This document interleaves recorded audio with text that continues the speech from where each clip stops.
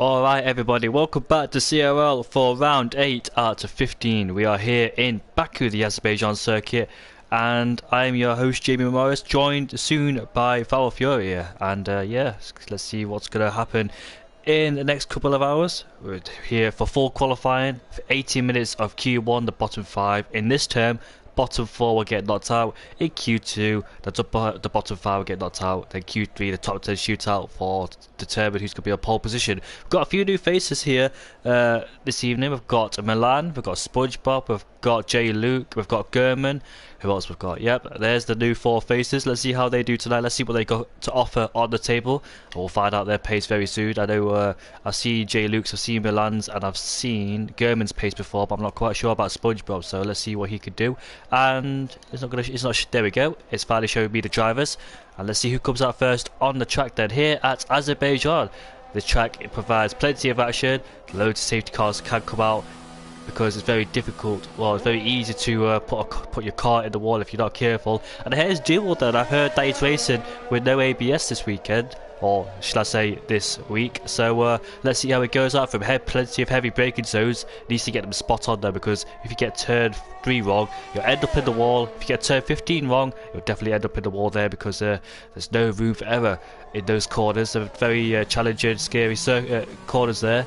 This one, what I'm talking about, turn 3, coming into turn 4. This one's not so bad, but you can easily tap the wall with the left-hand side of the car. And we've got a few more coming out of the track. We've got a few medium runners this time. Those Alex and Rudy on the medium compound tyres. Let's just check the tyre graphic. I'm on the right graphic. Yeah. So we've got a few more. Let me get my full map on so I can see what's going on out there. So the first man out of the track is the Red Bull of T. Griff in the new Red Bull livery. I forgot all about that, but yes, look at the brand new livery on that car they used for Turkey. It was supposed to be the Japanese Grand Prix, wasn't it, until it got cancelled? But it was actually the Turkish Grand Prix. Fortunately for them, Red Bull didn't win, but it was redemption day for Valtteri Bottas, who won that particular race then. Alright then, we're on board with the Red Bull of Tigriff then, makes his way around the final corner. Well, not the final corner. These two coming up are the final 2 corners. The final 2 flat out corners should be easy to do there. And let's see then, he already activates his ERS. I usually activate my ERS coming down the DRS line. I don't know why. I've heard it's the best way to do it. Like, I'm not sure why. Maybe there's no difference, but all it'll give you is a little bit extra speed on the straight.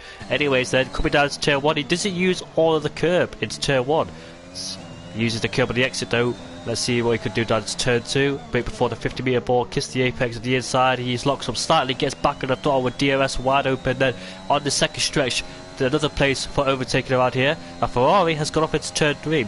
Of course, not quite sure what's happening there, but it clears for the Red Bull as we approach turn 3. Another lock up from Tigriff there, but it doesn't affect him whatsoever. Coming down into turn 4, then another lock up on the inside front there. It's quite easy to lock up around here, in fact, around here. Turn 5 and turn 6, they're quite difficult corners. These get the first one right to get the other one correct as well. Back on the throttle we go as we come down into turn 7. I don't know where your reference point is, but use all the curb on the entry. Now, difficult part of the track, want to get it absolutely right. Carry as much speed as you can do there with absolute commitment and full bravery around here. Hitting all the apexes, get back on the throttle nice and clean from Tigriff there. Maybe he's taking it cautiously, because I don't really see him use all of the track on his first attempt on a flying lap. As we come down then into turn 15, the most difficult part of the circuit, he hits the wall, he taps the wall slightly, but if the Ferrari doesn't get out of the way, he'll give him a lovely slipstream down that straight. I don't think Jam's going to back off anytime soon, so that Red Bull is going to get a lovely tow down the straight then. On the final 2 corners we go. Should be the best purple set, the best last sector that Tigriff should put in with that slipstream effect.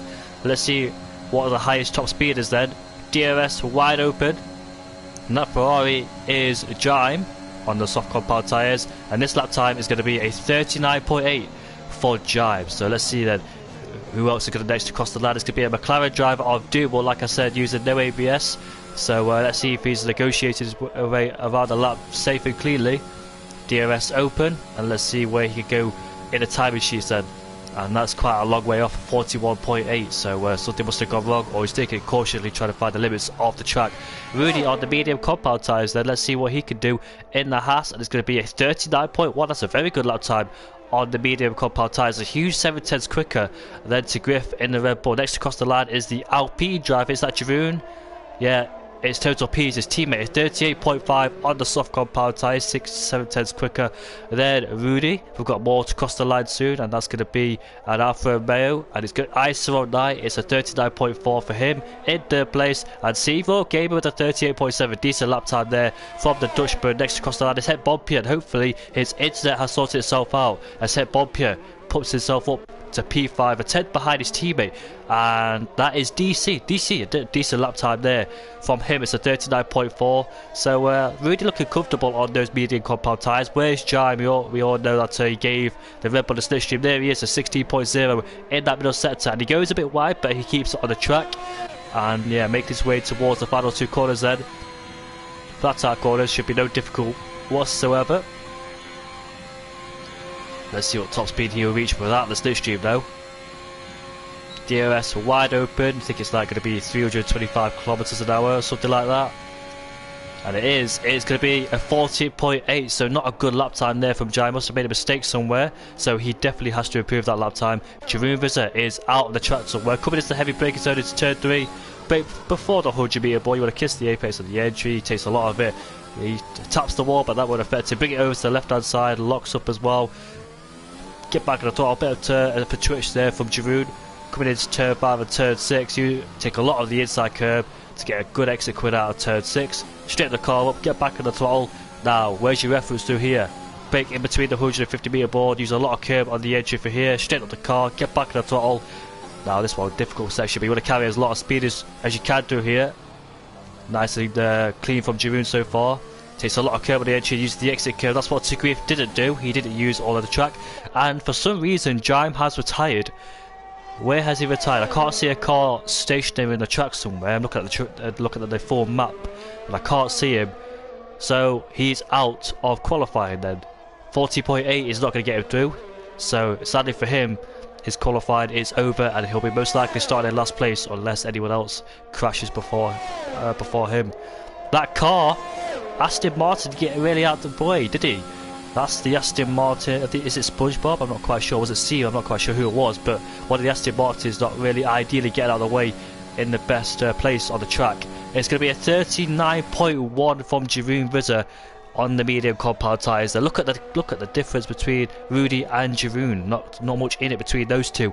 And Wilson with a 38.8 on the medium compound tyres in P3, looking really comfortable at the front there. So what a good lap time that was from the Dutchman. So SpongeBob, was he the lap? No, it was Sevo Gamer who got out of the way at the final 2 corners. SpongeBob on his debut for CRL, coming around the final 2 corners now, and let's see what lap time this is going to be for the Aston Martin driver, replacing Steban. It was sadly Steban's last race in Portimao. Didn't have the best of races. I think he's just want to take a break or something like that. And SpongeBob will cross the line now with a 39.5, 5,000 slower than the trees time in P9. Oh, somebody's lost the wheel there. That must have been Jaime surely, as he's the only one out of the session, so he must have crashed. Oh, bit deep there for SpongeBob, and I dare say he has to back out of it because he's got full wind damage. So SpongeBob then, did he get full wind damage? It was his second lap time, so he's going for a second lap in a row. Not quite sure if that's the best thing to do with the tyre temperatures going up, and he's running out of ERS, so I think it was best to just do the lap time and back off. Milan, a new face on the grid, coming to around turn 5 and turn 6 now. Gets the rotation he wants coming out that corner, nice and tidy from there. Coming into turn 7 now, using all of the curb, locks up slightly. You can see the rear end just moved a bit there. Coming into the castle section, using a lot of curb on the entry. Oh, he just tapped the wall on the second part of the castle. That's he put him offline throughout all of it, so he loses a bit of time through there. Luckily, he didn't get any full wind damage because you could hear him tapping the wall, but thankfully it didn't lose any full wing. Coming into turn 15 then, need to get this braking point spot on. I can see a lot of drivers tapping the wall just slightly, but you want to get as close to it as you possibly can, making our way down into turn 16 there. Use the exit curb, and let's see what he can do then. It's a purple middle sector from the Ferrari driver, coming around the final 2 corners now, absolutely flat out. And that there's a Haas driver in front of us, might get a distance slipstream in front of us. What lap time will this produce us then for Milan? His first lap time is going to be, might be provisional, you know. No, it's a 38.6. He's very close, and that's a good lap time on the board. And hopefully that tyre gets out of the way. Luckily, Nobody can crash into that. Nathan JB on the medium compound tyres, and he's just came out the pit lane. How much time is there left to go? It's 7 minutes and 30 seconds, so he's got plenty of time to do a lap time. We've got Alex out there on the medium compound tyres. He's about to start his first flying lap. Using yellow flags coming out in turn 1 there. As we enter turn 2, kiss the apex. That curb just slightly pushed him towards the barrier there, so he might have lost a bit of time, because you don't really want to take that curb. You want to kiss it, get as close to it as you possibly can, but you don't want to take it because it can affect your lap time, as you clearly saw on Alex in turn 2. Coming into turn 4 then, flipping the apex slightly, gets back on the throttle.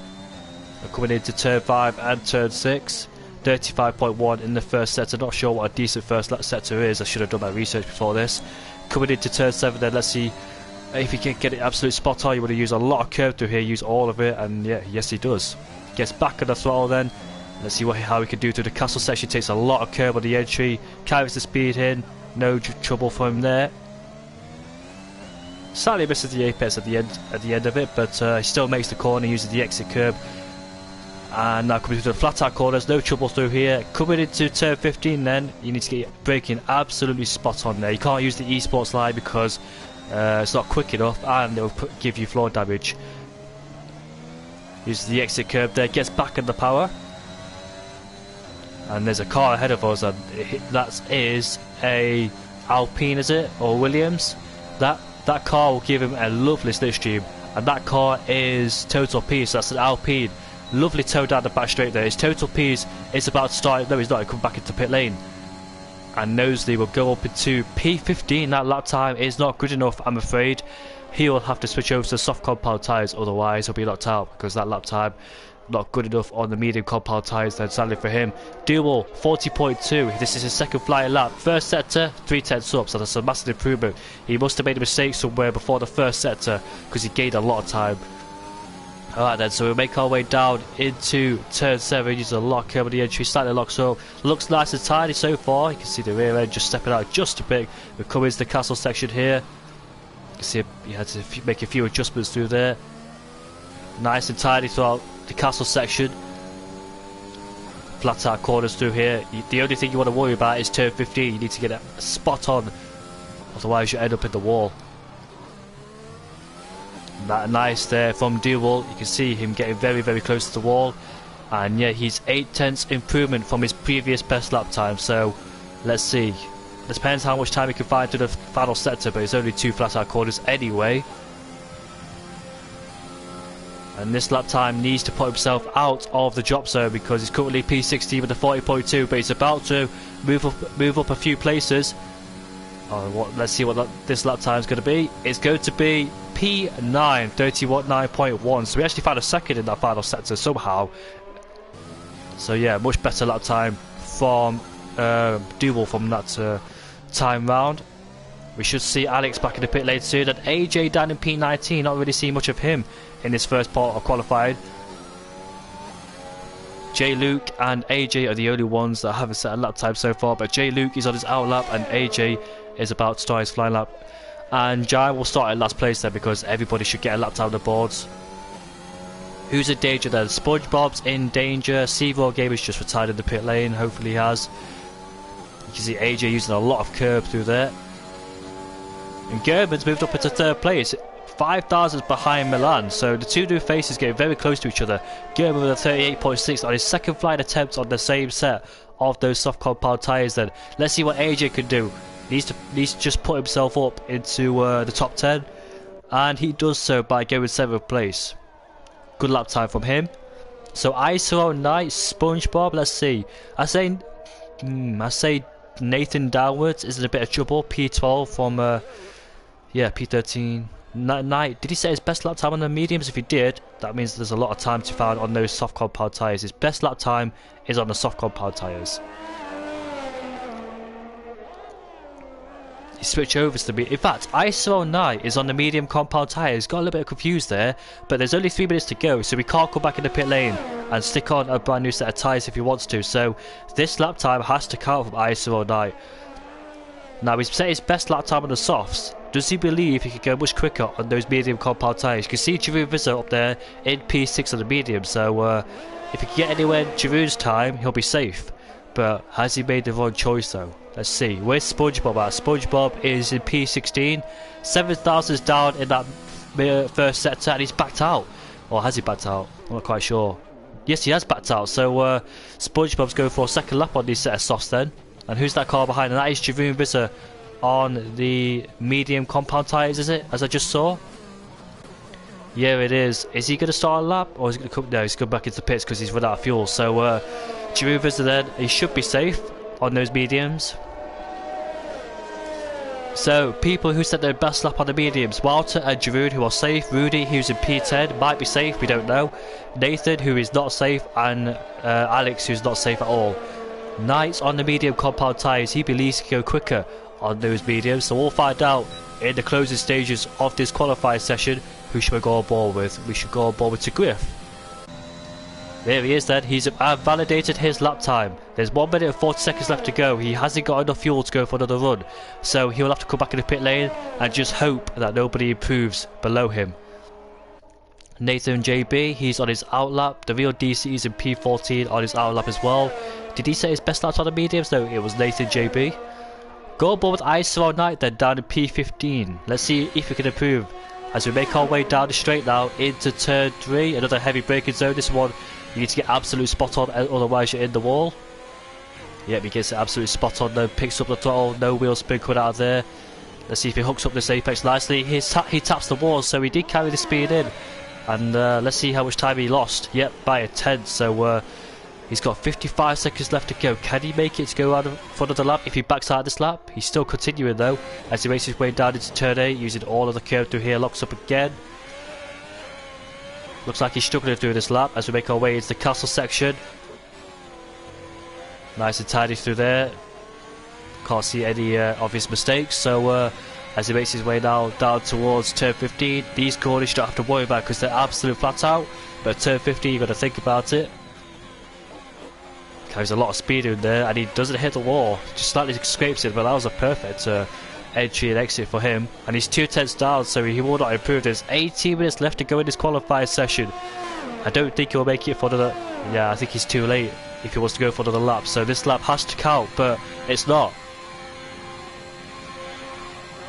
He's in massive trouble. His eyes are all night. He hasn't got a slipstream at all. Where's his team? Head bumpy to give him a slipstream. Can he improve? Let's see. Has he crossed the line? No, he can't. That's a shame for him. SpongeBob hasn't made it through, so we're just looking at Alex now. Alex has invalidated his lap time. He won't be a threat. What about J. Luke? J. Luke's improved by a 10th in that first sector then. So he's the only one who could knock out ISO 09. ISO 09 by going on those medium compound tyres hasn't really paid off so far, but it might do. But if J. Luke doesn't improve as he makes his way towards the castle section. J. Luke, oh yeah, he's definitely messed that one up. Plus he's already done 2 laps on these set of softs, so it's a shame for him. He won't make it through to Q2. Neither will Alex. And Nathan JB then. He's already safe. He's definitely safe, but he just wants to improve his position. Where can he go? P7. So that's it for Q1. Mark's out there, but he's not on a push lap. I think that's it for Q1 then. We're just waiting for Nathan and Mark to retire and we can progress into Q2 then. So the drivers that are knocked out is SpongeBob, Alex, J. Luke and Jime. Don't know what happened to Jime because when I last saw him he was just pulling off into turn 1, so not sure if he's got a qualifying ban or something like that.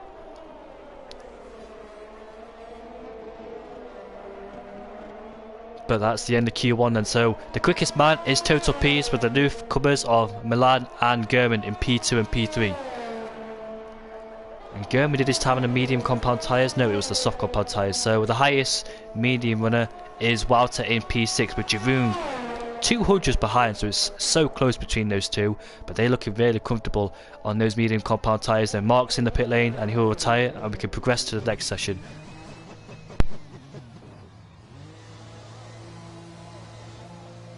Could read the championship standards if we want to. So last race was Portimao. Jeroen Visser won the race after Walter's controller problems. Walter finished down in P3 after Mark overtook him on the last lap.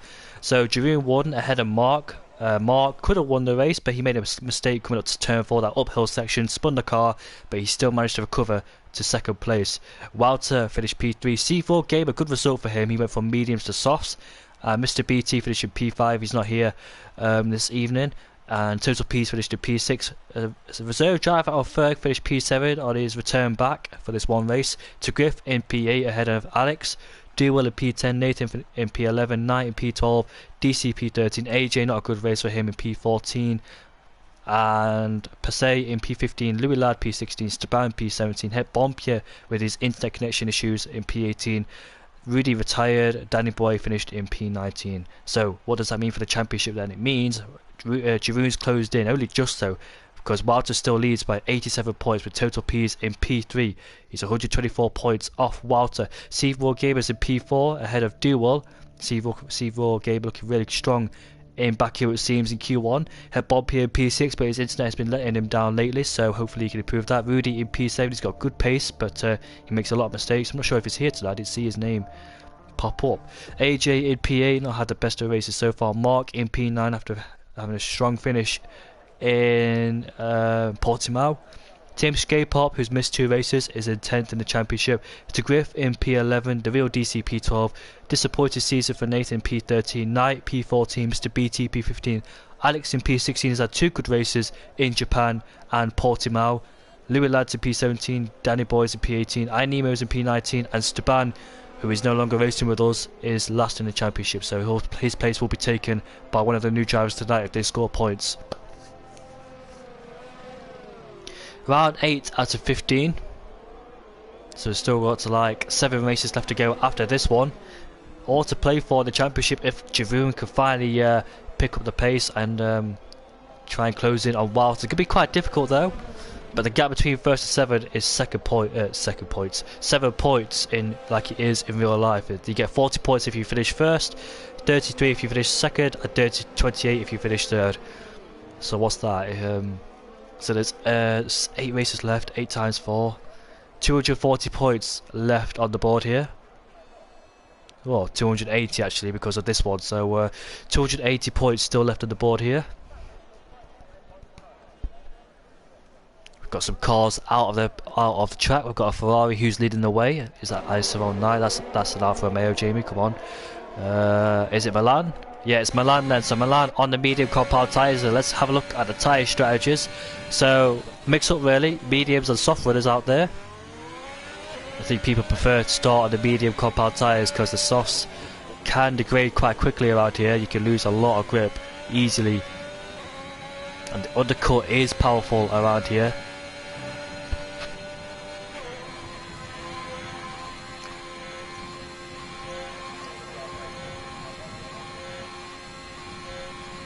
Michael Petit has already gone cold. Then so Milan is going to start his first flying lap on the medium compound tyres then as we make our way down into turn 2. Brakes on the curb, kisses the apex, uses the outside curve. There we go, that's a really good exit from him then. We make our way down into turn 2, brake before the 50 metre board. Kiss the apex to the inside. Get the car straight up, back of the throttle, which is lovely. No wheel spin at all from Milan's side. We make our way down into another braking zone, it's turn 3. This is really important to get right. And who's that car that's stationary? I think that's one of the Alfa Romeos there. I think it was Het Bompier. Just getting himself in space. That's probably his teammate in front of him, so I'm surprised he's not closer towards his teammate. Maybe you don't want to disrupt his lap time, but Milan didn't really get the best of exits coming out of turn 7 as we make our way into turn 8, then use a lot of curve with the entry, just hooking up really nicely there. Back of the throttle, coming into the castle section. Taking a lot of speed through here, you want to be absolutely committed through here. That's one of the difficult part of the track's done, and that's Total P's getting out of the way. He's on the soft compound tyres on his outlap. Turn 15 then, another difficult braking zone. But he makes it nicely through there, and it's going to be a 14.1 in that middle sector there. So he could be the first one to cross the line to set the benchmark. Followed by the second Alpine of German, also on the medium compound tyres. You never know these guys might switch over to softs because it's quite early, especially with the track evolving as well, so they might switch over to the soft compound tyres if they want to. Same with the soft runners if they want to go on the mediums. And that's Milan then with a 38.8. Next across the line is German in the Alpine. Let's see what lap time he can do. It's not going to be a representative lap time, unfortunately for him. Must have made a mistake somewhere.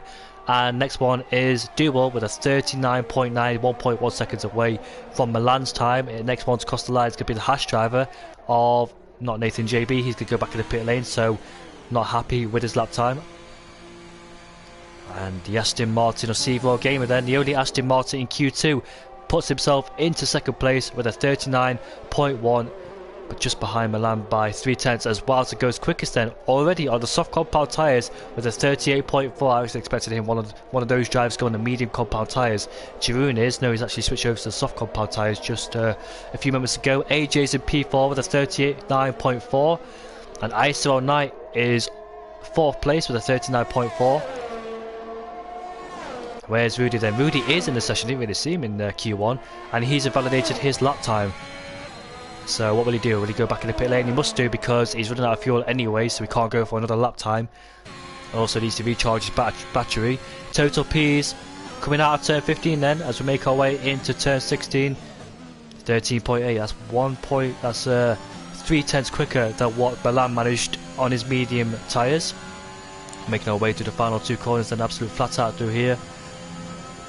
And let's see what Total P's could do then, as he makes his way on the long straight. DRS are wide open, approaching about 325 kilometers an hour.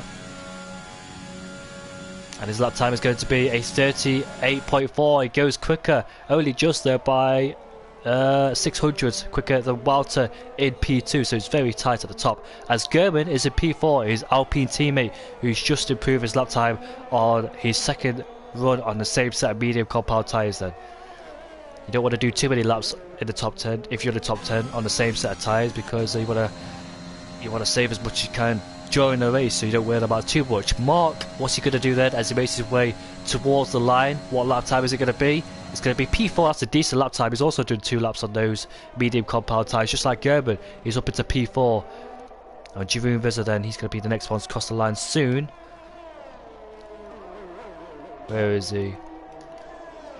Coming into turn 3, and that's Rudy just right behind him. He's just finished his lap time, so hopefully don't interfere with him on his lap time. Mercedes drivers come back in the pit lane, so is the Alfa Romeo driver. Aston Martin of CRC Gamer is coming back in the pit lane then. So Giroud Visser then, second in the championship. He's got mighty pace, but yeah, he's been unlucky at times this season, especially at the British Grand Prix and the Belgian Grand Prix. He's lost a lot of points to his championship rival Walter. He won the last race though after Walter's troubles with his controller. He actually gained 12 points, so that 99 point reduced to 87 points then. You can see them hesitating coming into the castle section then.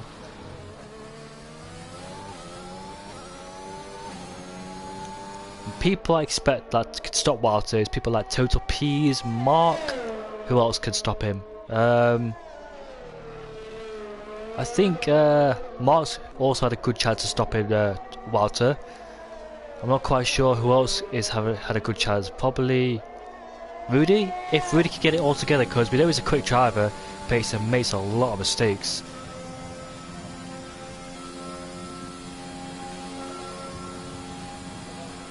Jeroen is about to finish his lap time then with the DRS open on the long straight, and let's see then where he will end up on the timing sheets.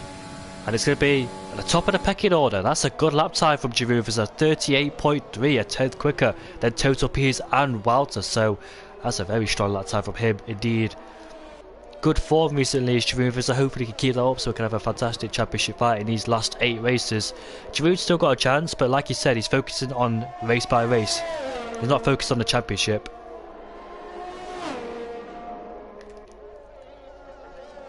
Theoretically, he's got nothing to lose really. And Mark's could come back in the pit lane. So where's Rudy then? The 2 Hasses have not set a lap time. There is Rudy then coming into turn number 4. Where's Nathan JB? JB's just further ahead. So as he comes towards turn 7, he's a lot of curb on the entry. Get back on the tall. You can see a bit of wheel spin there. Coming into the castle section then. Total Piers is retired. He's safe, knowing gonna make it into Q3. Rudy's just behind us. Where's the real DC? The real DC's on his out lap. To Griff is in the pits though. Still hasn't done a lap time, has to Griff. He's got 6 minutes left to go. Probably the best about 2 lap times if to Griff comes back out of the pit lane. It's going to be a 14.0. That's 1/10 quicker than what Milan managed to do. Milan's out there somewhere on the track. He's in P4 coming towards turn 2. We'll get back on board with Nathan JB. Milan did his best lap time on the medium compound tyres, so he doesn't want to start on those medium compound tyres then if he's going to go out on the soft compound tyres, because you don't usually waste a set if you're going to do a banker. And Nathan then crosses the line up into P4, should be safe at the moment. Where's his teammate Rudy just behind us with the DRS open? What lap time is he going to set then? Is it going to be close to the top? It's going to be P7 then for Rudy then, just behind his teammate. So is he in a bit of danger? Let's have a look at the best. Yeah, so he could be in a bit of danger because those guys have set their best lap time on the medium compound tyres, about 1, 2, 3, 4, 5 of them. So if they go to softs and improve, Rudy could be in a bit of trouble here. Hey, Bompia, let's have a look at him. Let's see what he's doing down there in P12. Coming towards turn 4, clipping the curb on the apex, getting a good exit coming out of there. Coming into turn 5 and turn 6. You want to hug that inside line to get the best entry into turn 6. Basically want to take it out wide so you could just swing it through into turn 6, but he didn't do it, so he might have lost a bit of time. This one you want to use a lot of curve on the entry, get back in the throttle, bit of wheel spin as you can hear in the car. No major problems through here, takes it nice and tidy through here. Don't want to validate by going out wide. These 2 corners you don't have to worry about because they're absolute flat tire. Remember Pierre Gasly and Brendan Hartley. Brendan Hartley had a puncher there, didn't he? And Pierre Gasly had to avoid him. Scary moment there between the 2. And we're coming into turn 16 here. 14.1 in that middle sector from Het Bompier. If he wants to, he can come back in the pit lane and put on a brand new set of softs if he wants to improve. I can see he made a few mistakes on that lap time as he makes his way then towards the DRS sign. DRS open then for the long straight. What lap time is this going to be? Is he going to make it to Q2? Should definitely improve on his lap time. It's P5. Actually a good lap time from Het Bompier there. Is he secure in the top 10 now? Let's have a see. And Milan has decided to go back into pit lane. There's 3 minutes and 50 seconds left to go here on the clock. Who switched over to those soft compound tyres? So quite a lot of them are switched over to the softs. Maybe Milan's thinking, can he get himself in the top 10 on those mediums? Maybe not. Walter is on his outlap on the medium compound tyres. Interesting then. I don't think can he improve? If he can hook up the perfect lap time. Where's his teammate? His teammate is down in P12. I don't think those 2 are doing a slipstream because obviously AJ wants to focus on his own qualifying by getting himself in the top 10. So yeah, I don't think he would have sacrificed his qualifying though. And the real DC's out there on the track. He's crossed the line. It's a 39.9. Sadly, it's not enough. In fact, look at the wrong driver. That's Dubel, sad. And that's him inside the top 10. Just inside the top 10. He's on the cusp of elimination if others improve out there. To Griff is on the track finally. Let's see what he's doing coming through the turn 16 corner. Didn't see his middle sector, so I can't assume what position he could be in here. But hopefully his lap time is good enough to be inside the top 10. And Walter, who's just moved up, AJ's moved up to 4th place, so can he give his teammates the stream? I'm not quite sure. To Griff is about to cross the line though, and he's moved up into P13, so he hasn't made it into Q2, but I just want to go on board with AJ here. Interesting then, Walter is not going for it. AJ's in P4 and he wants a massive toe when it comes to AJ's just let him through, so I'm not sure if AJ wants to play with him or not.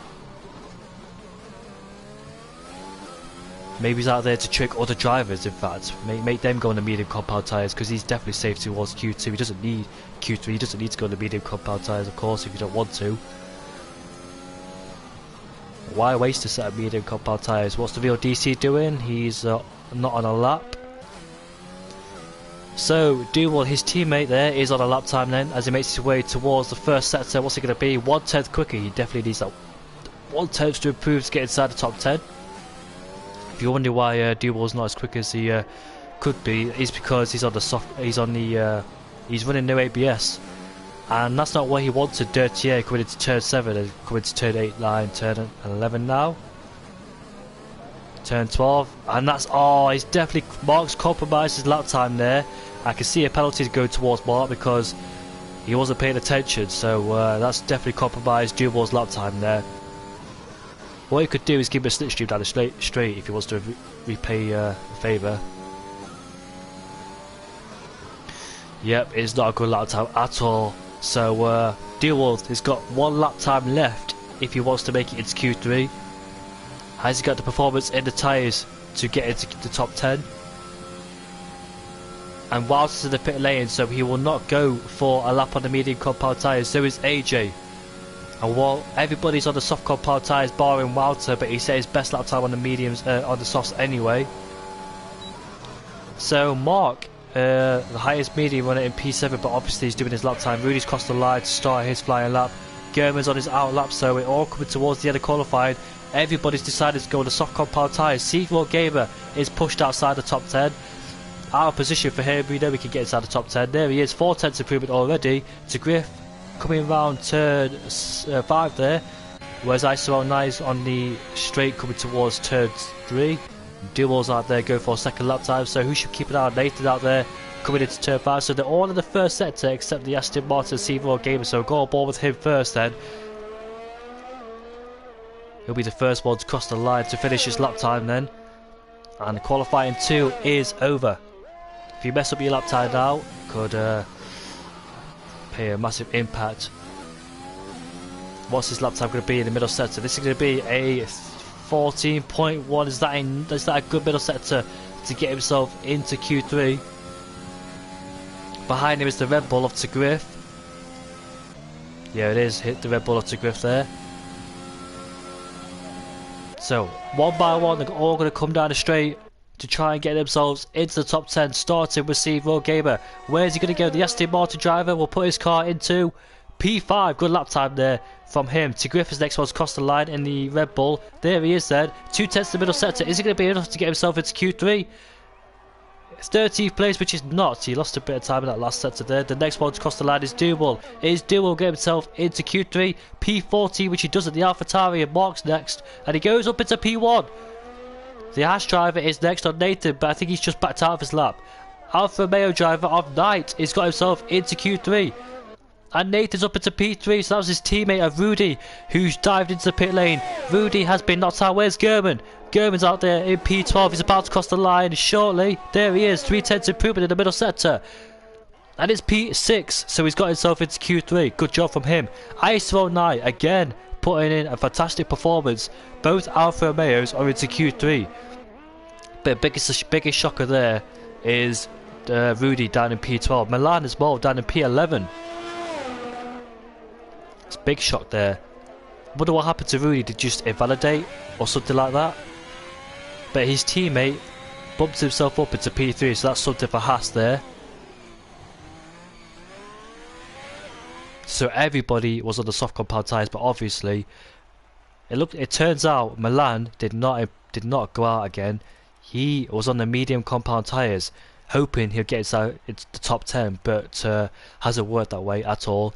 He will start outside the top 10. But the thing is though, he's in the best place to start a brand new set of tyres, so it could pay dividends later on in the race. Anyways, Mark is the quickest by a tenth ahead of Jeroen Visser. Nathan in P3 ahead of Total P as well, in P5. German in P6, both Alpines looking very strong there. Both Mercedes in P5 and P7 there. Aston Martin or Seymour Gamer in P8 ahead of both Alfa Romeos in P9 and P10. Milan, Rudy, DC to Griff and Duval. Those are the drivers that are knocked out of Q2. We'll make our way into Q2 then. Who will take pole position for this race?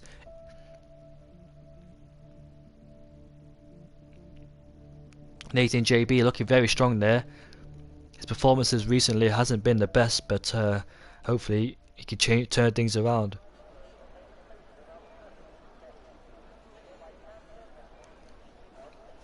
I think pole position could be between Walter, Mark, Pease and Jeroen. It's definitely one of those drivers.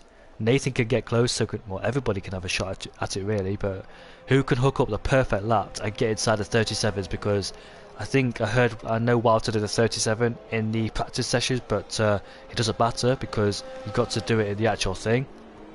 More pressure in the actual race, you want to get absolutely perfect. Got a lot of adrenaline going, running through your veins. I know it's only a game, but final stage is qualifying. You will feel a lot of adrenaline running through your body, and it's very easy to mess up because you want to get the absolute perfect best lap time in without invalidating or touching the walls. This is where it all counts for these drivers. No excuses. They've all done their practice sessions and they've all had Q1 and Q2 to practice it as well. So theoretically they should all get it perfect into the last qualifying session. There will always be one that will mess it up. Who will it be?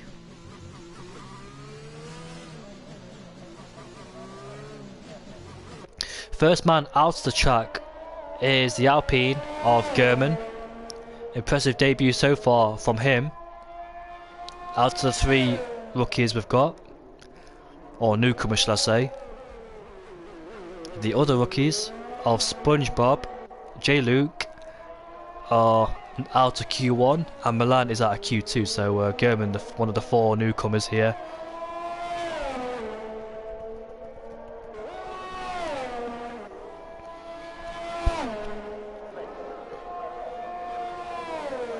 So ISO Knight then is still in the pit lane. He's been putting on some good performances recently. I will look at the comments soon when it connects to the Wi-Fi. On the straight, there you go. We go down towards turn 1, use the curb.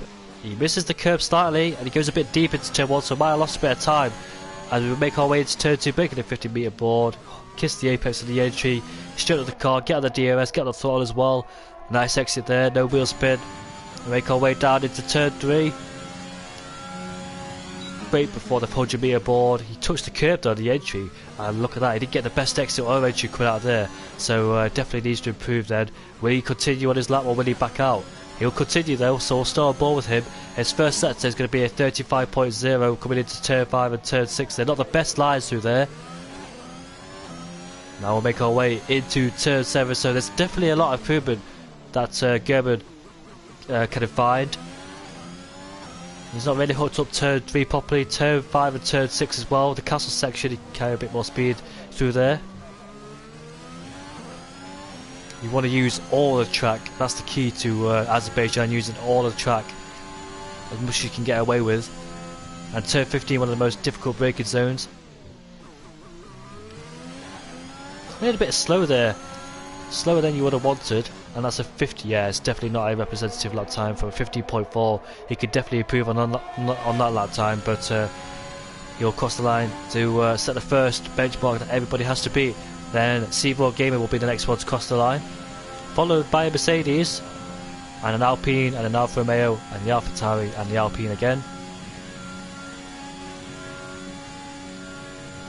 39.9. And the Aston Martin will come across the line now to set a 38.1. That's a very good lap time from CRC Gamer. 38.4. It's 38.2 now for second place Jeroen. CRC Gamer, he told me before we came into this qualifying session that this was a good track for him. You should watch out for him, and he's told me that. And look at that, he's got a provisional pole already. Mark with a 38.5, total P's in P3 with a 38.3. Head Bob here next to cross the line now. AJ and Nathan will go on board with. Why is Nathan on the medium compound tyres for? I'm not quite sure. Nathan's next to cross the line is going to be a 38.7. Not his best lap time so far in qualifying. It's in 6th place, but unsure why AJ's on the medium compound tyres. He's back in the pit lane anyway. He's just wasted a lot of time for his precious soft running. But 3 drivers who have set a lap time just yet, but we're waiting for Head Bob here. Where is he? Out there on the track. There he is, coming through the castle section now. Let's see what the tree can do. He's got an Alpine right behind him, hopefully it won't affect him. I think the Alpine's going to back off anyway because he's done his lap time. That was German. Is German going for a second lap time? No, he's invalidated anyway. 1.1 seconds quicker in the middle sector, but obviously invalidated. Head Bob here. Let's see what middle sector he can produce. is going to be a 14.4, so a bit off the pace for him. He makes his way towards these final 2 corners. So your provisional pole man is C4 Gamer. I shouldn't have counted him out, but yeah, he surprised me. And Head Bob is going to head back in the pit lane because he don't feel comfortable with his lap time at all. So the biggest shocker for me is C4 Gamer on provisional pole with a 38.1. And Total P's down there, P3. Walter with a 38.4. Not his best lap time in qualifying. He went quicker in Q2, but obviously now in the most important stages of qualifying we have to get everything right. He's down in P4, so his next lap time has to count.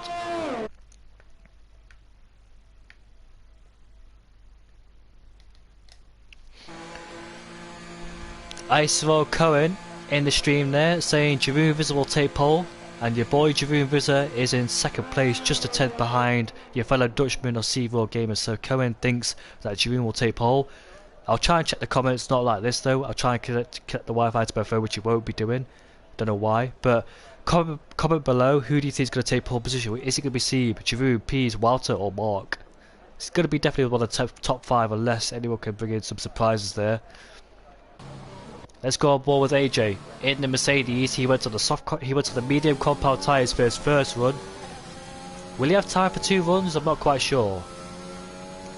If he messes up this lap, he can definitely come back in the pit lane and put on a brand new set of softs. But I'm not quite sure if he used the extra set in Q1 and Q2, hence why he went on the medium compound tyres. So not an ideal first start qualified for AJ. Usually in Q3 you get 2 laps in, or 3, which is the maximum, or 4 if you're in Austria, but obviously it's full qualified, so there's like 12 minutes or 10 minutes in Q3. Short qualifier you can get all 4 runs in if you wanted to, because it's a short track, Austria, but in full qualifier you can't do that. So AJ then on his lap time using all of the track as we make our way to turn 1, kisses the apex, uses the exit curb nicely through there. Coming into turn 2 then, does the same thing. You don't want to take the curb, you want to kiss it on the apex, get back into power, straight up the car. And yeah, as we make our way down into turn 3 then, another crucial braking point. Make or break is this one, turn 3. You don't want to use the curb on the inside because it will offset the car. Coming into turn 4. Bit of wheel spin on exit coming out of turn 4. Now coming into turn 5 and turn 6. We're going to hook this inside curb, which gives you a slingshot effect coming out of turn 6. Get on the power. Now coming into turn 7, bit before the 50 metre mark, probably 70 metres. Hook the inside line, or take a lot of curb through there. Coming into the castle section, take it as quick as you can. A lot of locking up for AJ there. Get back in the power as soon as you get out of the castle section. You don't have to think about these 2 corners, they're absolute flat out, but coming into turn 15, that's the braking zone you've got to think about. Try and get it absolute spot on, which he does so. But you want to use it close. You want to get as close to the wall as you can there to get a really good exit coming out of here. Use the exit curve as well. Now the long straight coming to these final 2 corners. Sounded like AJ lost a bit of power there as he revved out the 7th gear. Coming to the home straight. Top speed around 225 kilometers an hour, and let's see then, it's a 38.6 for AJ there. And German's out again, let's see what he can do. I don't think AJ has enough time to get back in the pit lane, so that medium run did cost him hugely, because he can only do about, unless he's got, I don't think he want to do another lap on those soft compound tyres. Has he got the fuel to? If he has, you don't want to do 2 laps on the same set of softs, because you want the absolute best performance out of those soft compound tyres. Let's see. Yeah, he won't be going for another lap time, so qualify is done there for AJ. German makes his way around turn 15. Can he improve on his middle sector? Yes, 1.9 seconds, but obviously that lap time wasn't representative, so when lads left the session, hopefully he can get an invite. Looks like it's going to be a much better lap time for German this time round, because he missed a few corners on his previous lap time. With the DRS wide open then, everybody's out on the track. And Gerben will come across the line. Where can he go? This might be pole. This could be pole. Yes, it is. It's pole position. It's a 37.9. The first driver in the 37s. What a lap time from him in the Alpine. He was just sandbagging in the first part of his qualifying session, but when it matters, he delivered. What a good lap time there from him. Thought it was going to be pole because his lap time was really, really good. He went purple in the middle sector.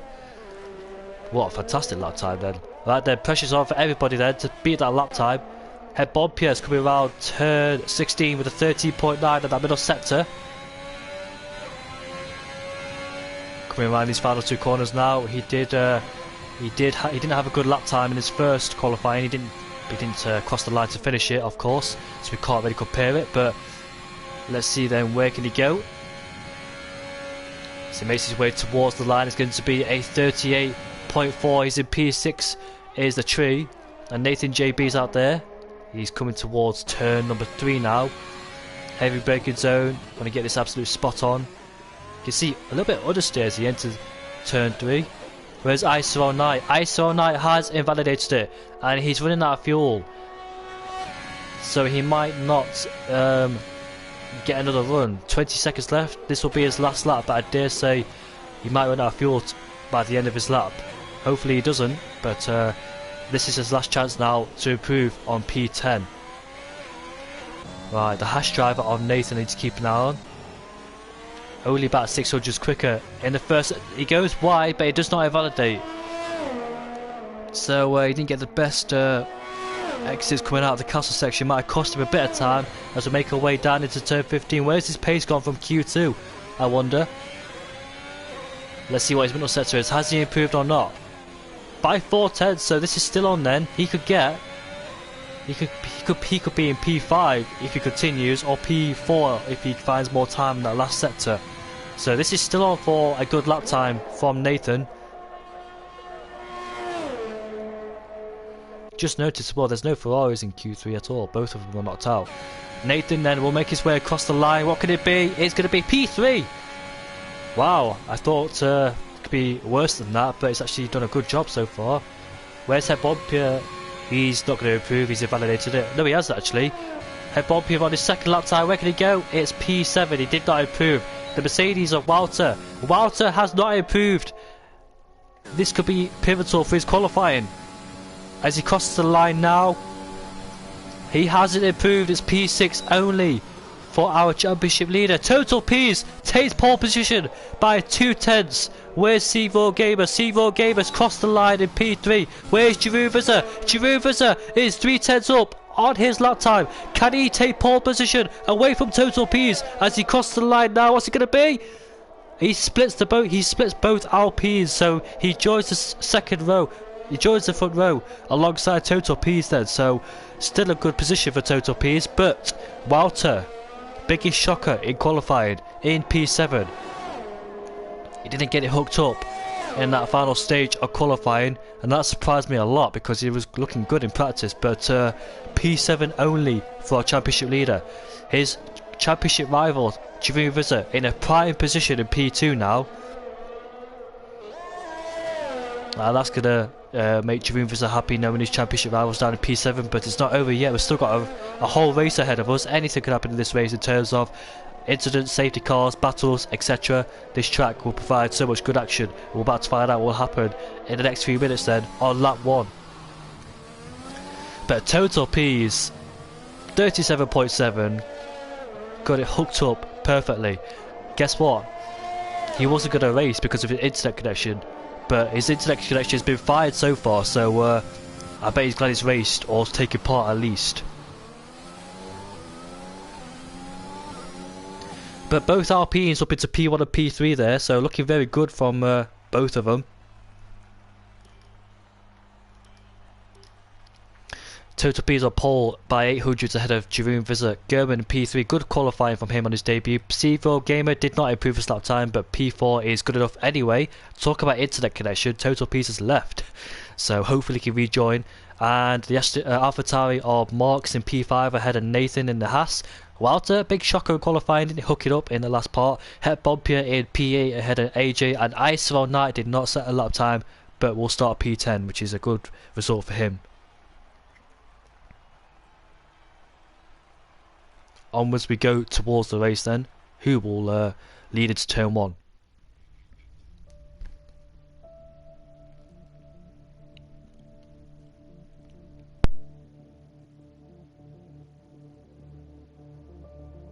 Farrell Fury should be joining soon. Always have good Farrell Fury in the commentary box with me. Keeping an eye out the action with me. Should be joining very, very soon.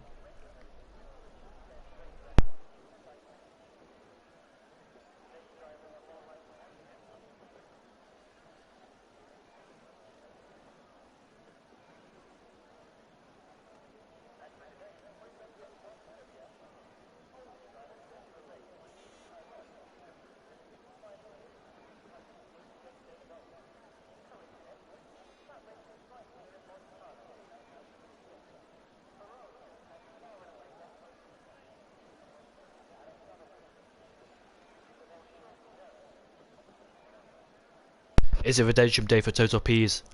Could have won the race in Portimao.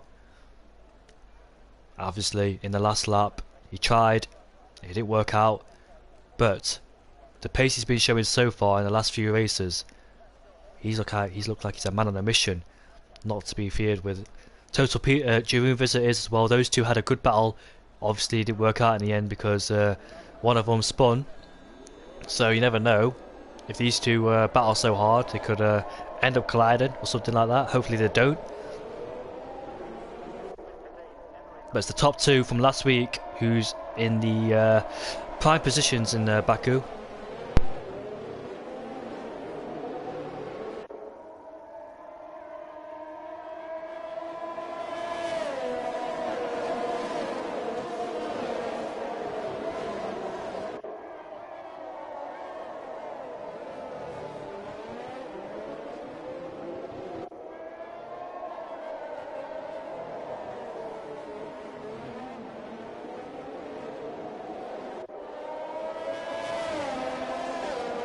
It's not a surprise that both McLarens are on them hard tyres, so expect them to go very long in this race.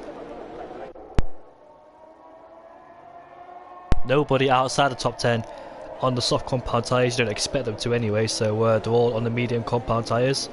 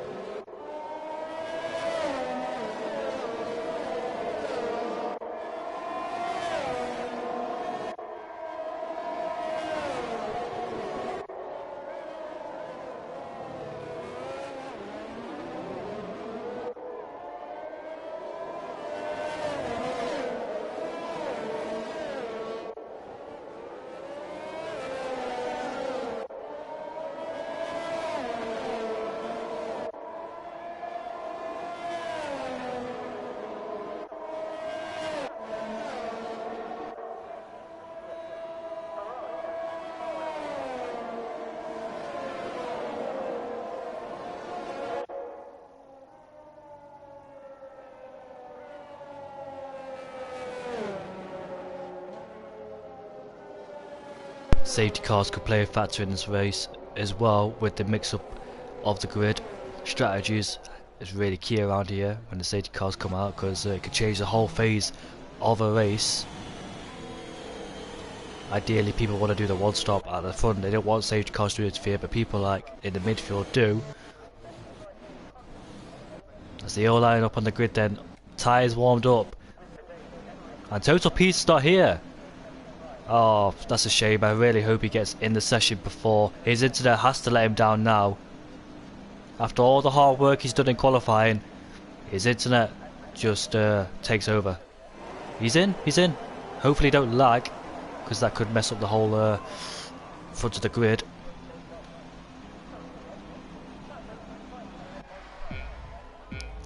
Two lights, three lights, four lights, five lights, and we are away for round 8 of the Baku Grand Prix. It looks like German didn't have the best starts of the line, but here comes Giroud Vizza, side by side as we go into turn 1. Total P's off the outside line into turn 1. He takes the lead of the race. German then under pressure from C. Mark Nathan as they go side by side. Josh Lee for position to start. Better contact made between Rudy and ISO R08. Rudy forced himself down the inside of ISO R08, but ISO R08 is tucked in behind the slipstream of Rudy. Will he get back down into turn 2? Further up though, it looks like we're all settled in so far. Oh, Alex has just hit the back into Griff. Alex is off the track, and see SpongeBob was there as well in P13.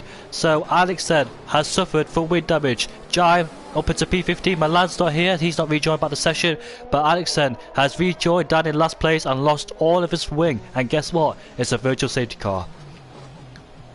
So German then, it looks like the top two had a blistering start. German didn't have the best starts because he was way behind Giroud Vizza and Total P's. It looks like others did get a good start too. They didn't take advantage of it. But the virtual safety car is out now to slow things down and just settle things. Sometimes the VSC turns into a safety car. I noticed that quite a lot recently.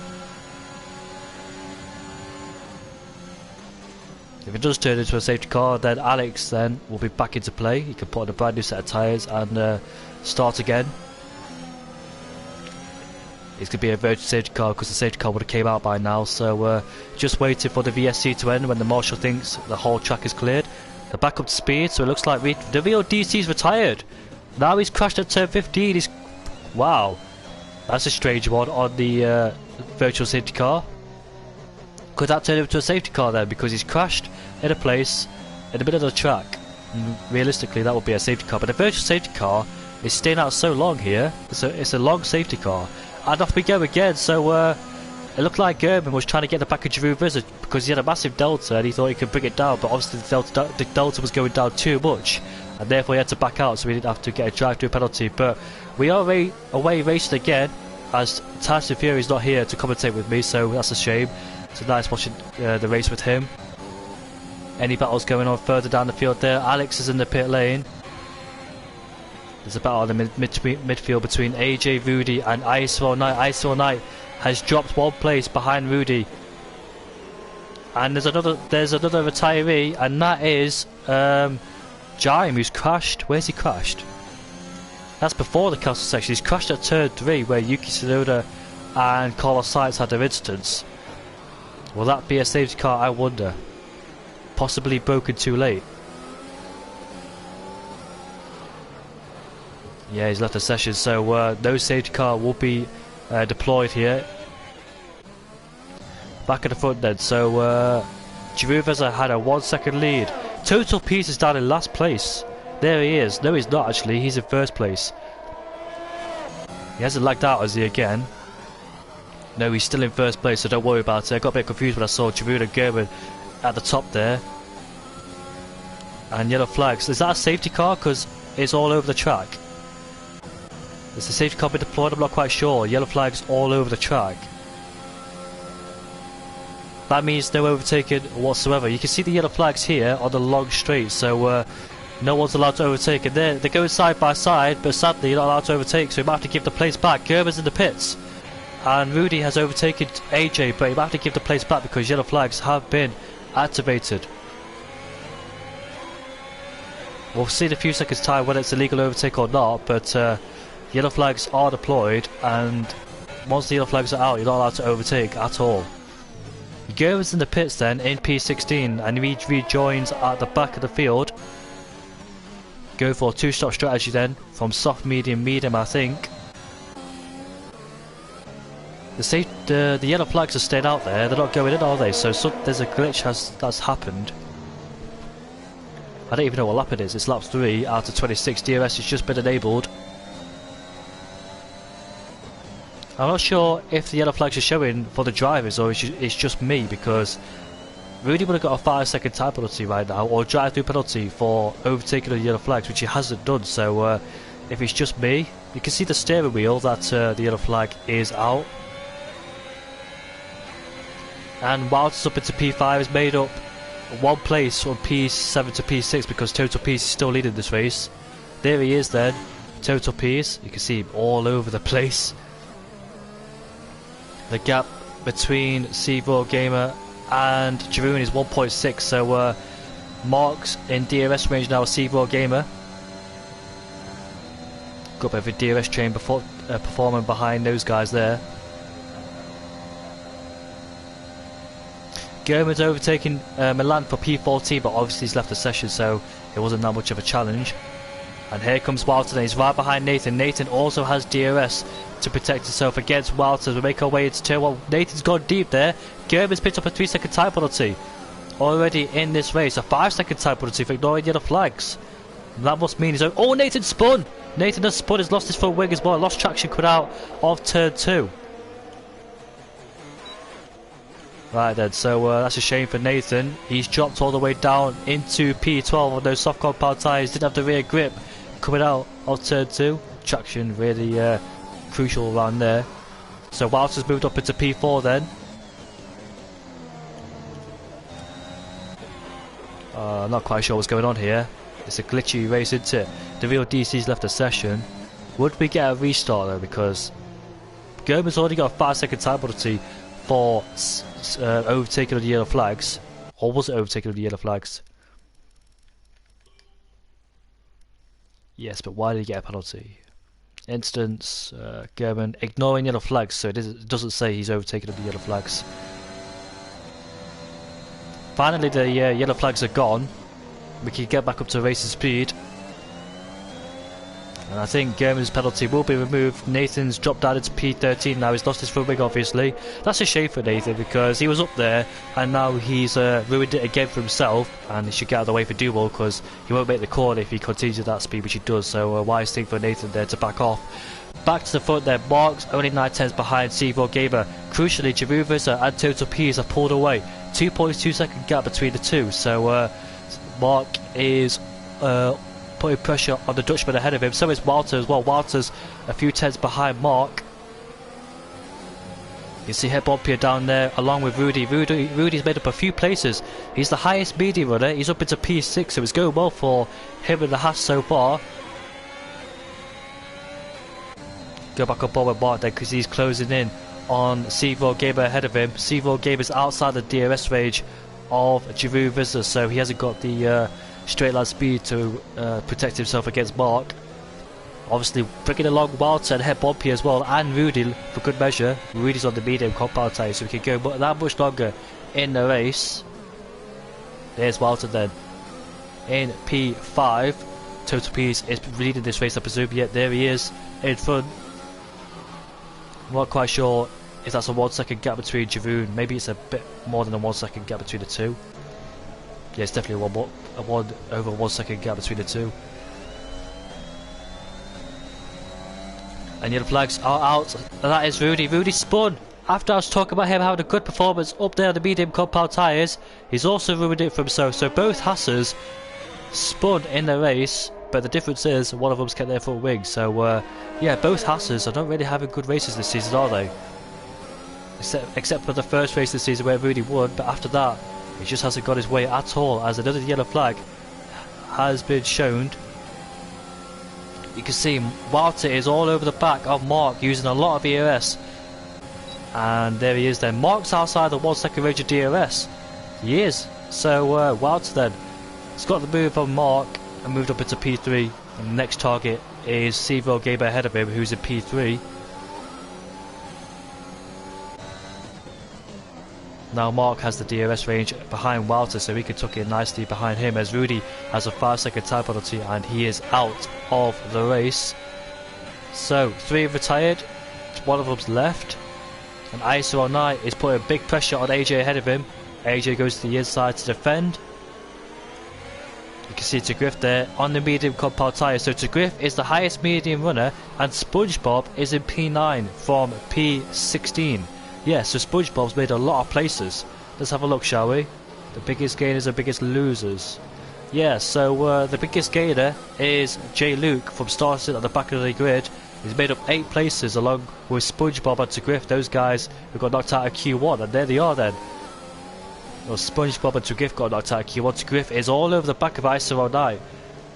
Just a matter of time, really. Look at the ERS, and Walter spun. Yeah, he spun coming out of the castle section. He's moved down now into 7th place, 8th place. Has he got front wing damage? Yes, he has. He's lost his front wing. So the championship leader of Walter making these mistakes has cost him dearly. He will rejoin at the back of the field, and Nathan JB, that's Rudy actually, Rudy's retired. So Jeroen Visser potentially leading this race. I have no idea where Total Peas is.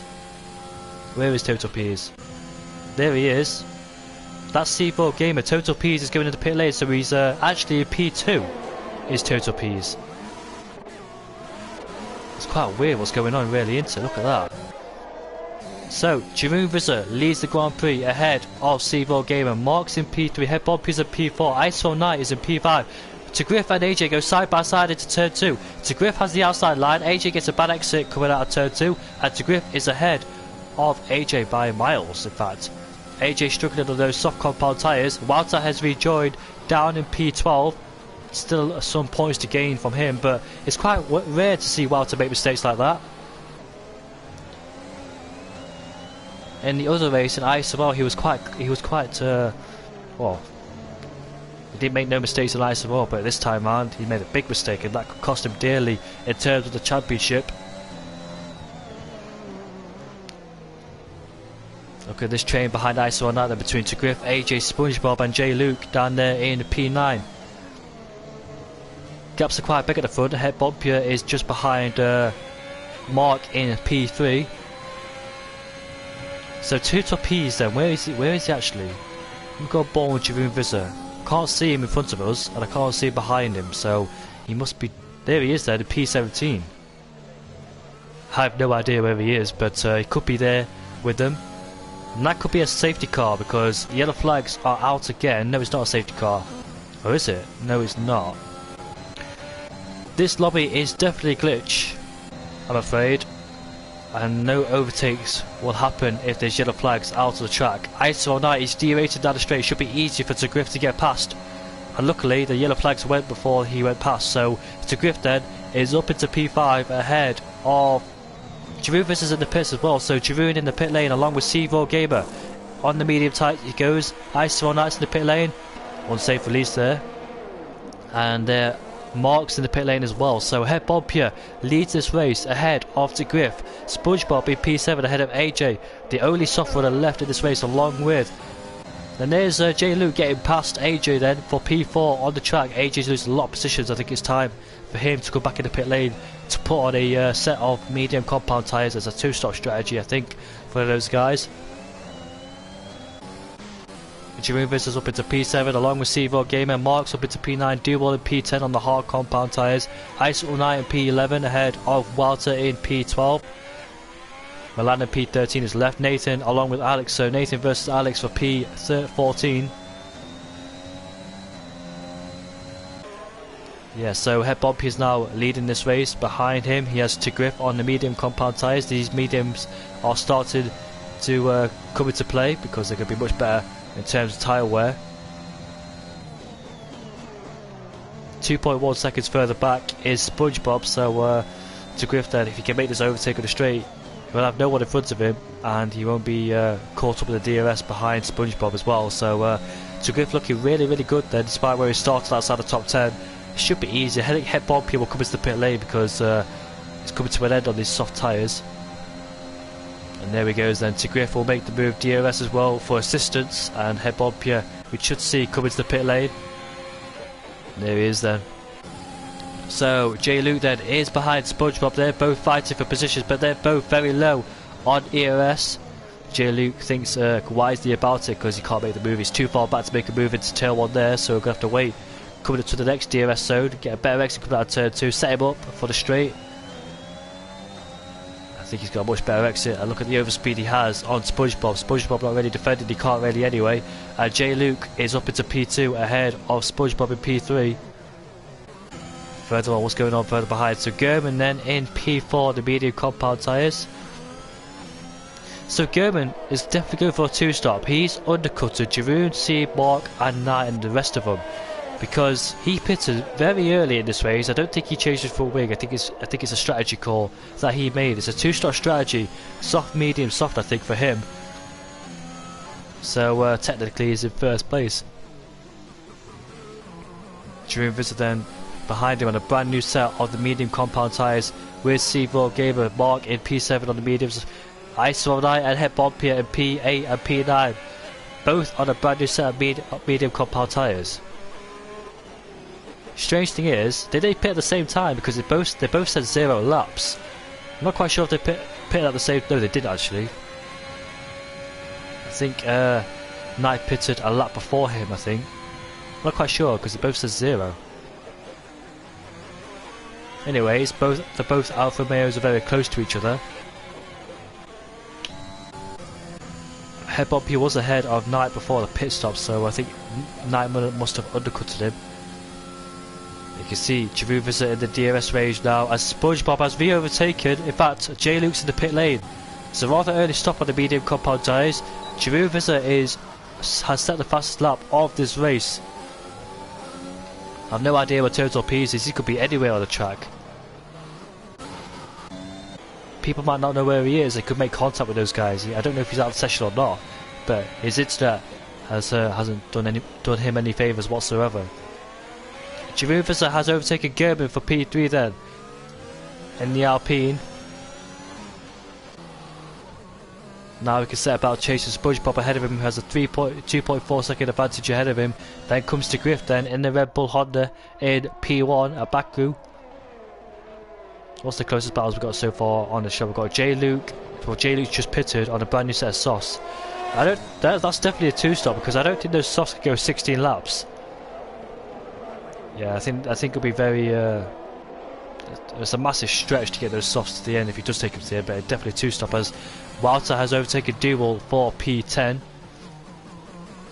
He's trying to make a comeback of this race to see what he can salvage from where he is.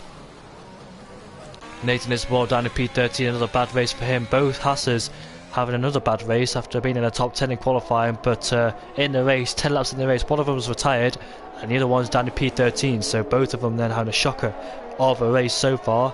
Don't know if a safety car will come out and it'll help him, but Drew Visser now is right behind SpongeBob. Caught up to him, that's a 2.4 second gap he's caught up to in one lap, so showing some really good pace. And there he is then. There he is, moved up into P2 ahead of SpongeBob as he sets another fastest lap of the race.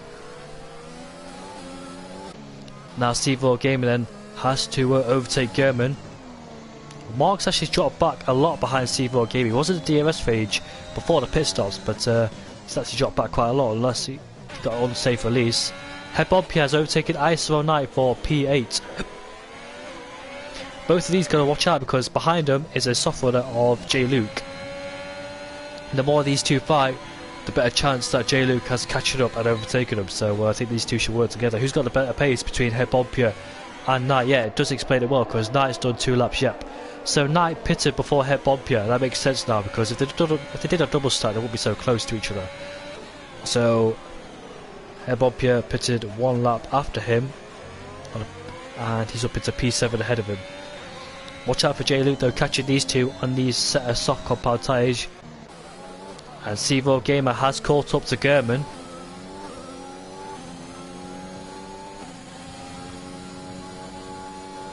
Drew Visser is closing in on the gap between himself and to Griff.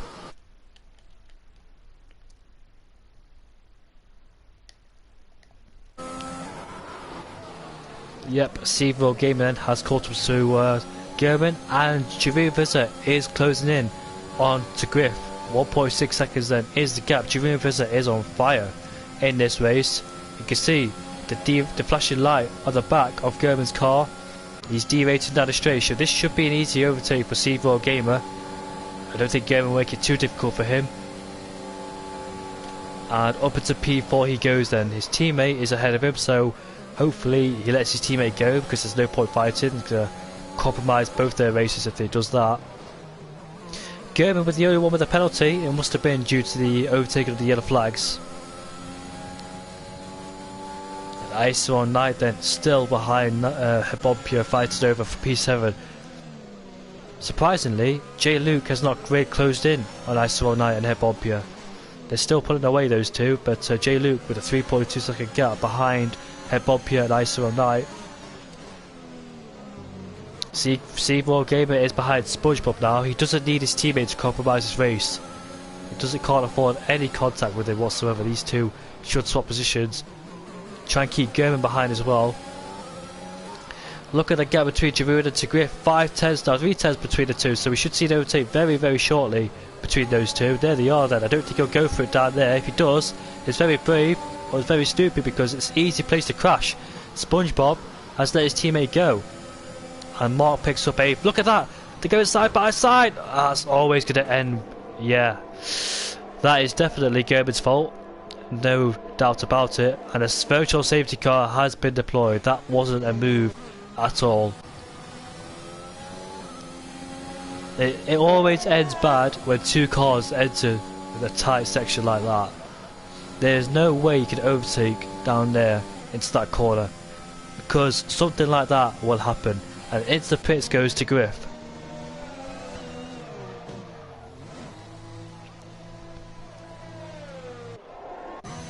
And German's in the pits as well, so they're both pitting under the VSC.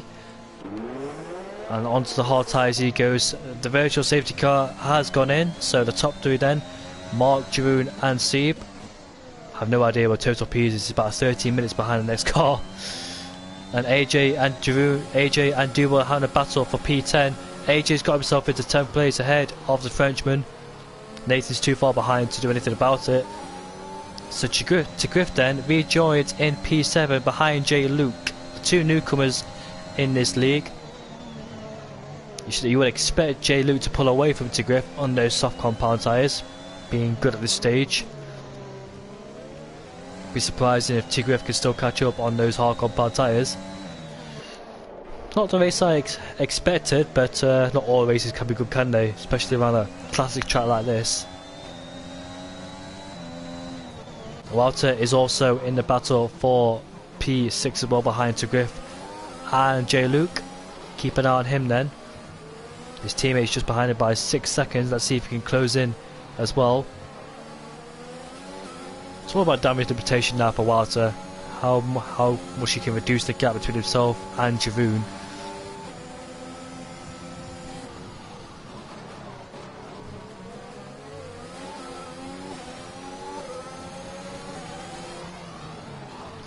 Walter should get this move done then. Tigriff is not in the DRS. Nope, he's not in the DRS range behind J Luke. So this move should be done and dusted at the end of the straight. Oh, J Luke has crashed. And that could be a safety car. He's lost it on the straight. And that is a safety car. And Walter needs to let that place go. That's a very strange one. And Duval almost hit the back of him as well. So J Luke has crashed on the straight coming out of these two corners. That's very surprising to see a car crash there. And Duval is in the pit lane then to change onto the medium compound tyres. And AJ is in the pit lane as well. So let's see what happens then. It brings them all back together. And there's the lagging driver of Total P's. I have no idea where he is on the track. Maybe he could be in first place. He hasn't got a helmet on, so I don't know why he's racing, because that's a massive... that's dangerous. He could be anywhere on track. He could be in first place, and Jeroen doesn't know about it. Obviously, his Welsh internet connection hasn't done him any favours at all. So the safety car brings the ball back into play. I wonder what these guys will do. Will they go to a brand new set of tyres, or will they stay on the same set?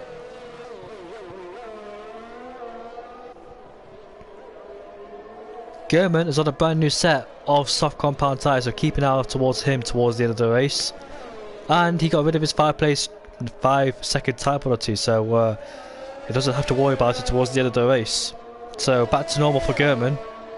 But Mark has a 3-second time penalty hover over in his name, so that could cost him dearly, like he did to Walter at Portugal Grand Prix. And Seymour Gamer does pit then. I expect everybody to pit. Into the pit lane, everybody goes then. What tyres will they go on? I think it's a brand new set of mediums. Softs could be a bit too risky. Yeah, they're going to go on a brand new set of mediums. So keep an eye on Gerben then towards the safety car restart. He could be very quick in these stages.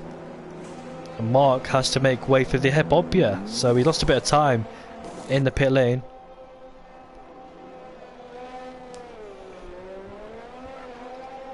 So both Alfa Romeos are double stacking then. Hope they might lose a bit of time because the Red Bull that took Griff has jumped him in the pit lane, so I4 Knight has dropped one place. Let's see what Nathan could do there, because it brings him back into play. He's on a brand new set of the medium compound tyres, so let's see what he's got to offer. He's got a second chance in this race. Can he recover to score some decent points inside the top 10? Alex as well, because Alex didn't really have a good start of the race. Milan's left for some reason, and Total Peas has lagged out. So we've got quite a few retirements, and that is J Luke, SpongeBob, Rudy, Jime and DC. The most controversial crash is J Luke's. I think it's SpongeBob and German there, because you don't expect two cars to go in a corner like that. I'm sorry, but there's no way. He just stuck his nose in there, and that's what caused SpongeBob to lose his tyres.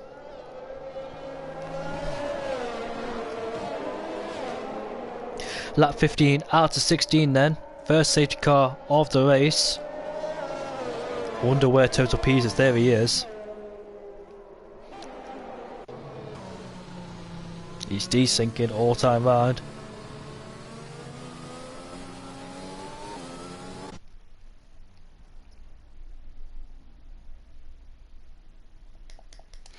Yeah, Total. Hello there, Kalen. How are you doing, mate? Hello, Dragon on Speed. Hello, everybody. Yep, Total Peas looks like he's racing in Academy tier. The way he's going, he's 5 laps down. I'm only kidding, by the way.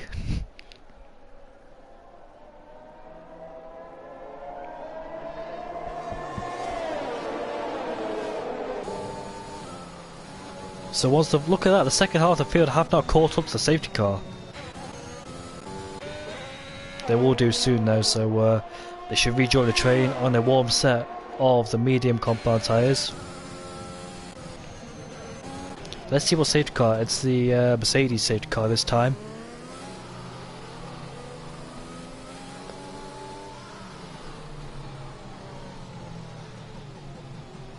Seagull Gamer looking really good there up into P2. Can he get his second podium of the season, I believe? Or is it his first? I can't exactly quite remember, but can he get a podium this season? Jerome Visser being very harsh with his gearbox there, revving it all out.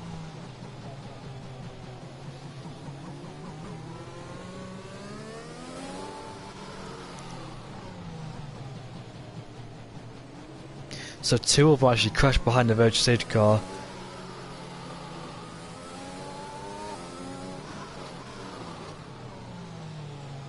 So if you're wondering why the guy is out of the race, so DC crashed under the virtual safety car, lost his wheel. Jime, something happened to him, not quite sure. I'm not sure how Rudy moves ahead of Total Peas when Total Peas is in the race and Rudy's retired. Total Peas is lagging everywhere. Rudy, he crashed or retired in the pit lane, I think. SpongeBob, he came together with German at turn 15, no space, and he lost his wheel. J Luke crashed coming out of the last corner. And yeah, there's your retirements. So 13 left so far in this race.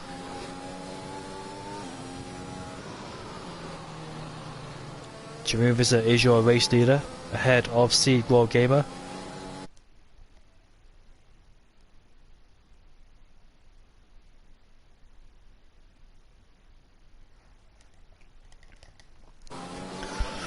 Unlucky DC, mate. Unlucky. I knew something went wrong there. You're not. The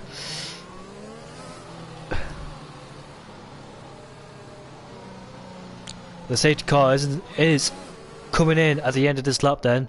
So Jerome Visser will back them all up. He'll become an effective safety car. He has to let the safety car go in before he can just send it. He'll do it halfway down the straight, of course. Seagull Gamer has to pay attention now. This is his second chance of winning this race if he wants to. Seagull Gamer. Mark has a 3-second time penalty hovering over his name, and Jeroen goes now. And look at Mark, he's got a good restart. He's going alongside Seagull Gamer then.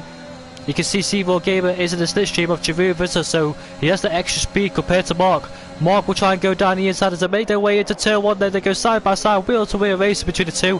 C4 Gamer is still ahead just for the time being as we go into turn 2. They go side by side still, and C4 Gamer is still ahead. So good racing from the two there. You can see to Griff and Knight going side by side now. And yeah, nice that to Griff has got ahead of Knight still.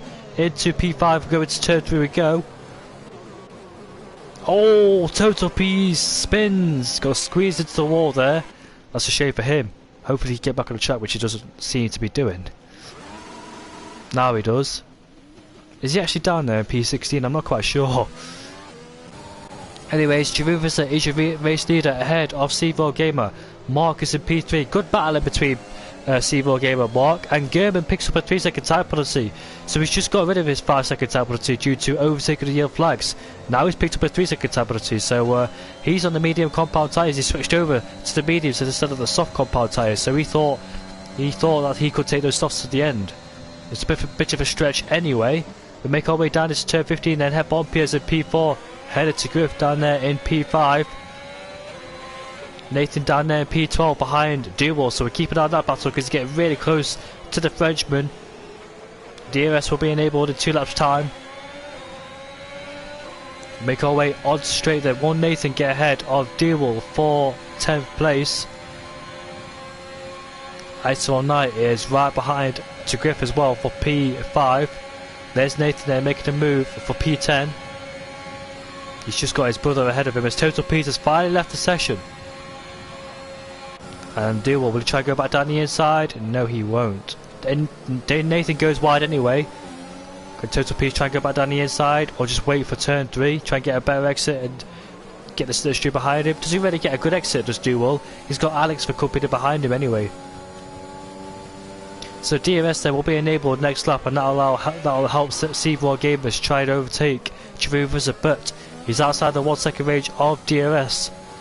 So he has to close in that extra speed if he wants to be in a closer range towards him. Mark in P3 then trying to get past C4 Gamer.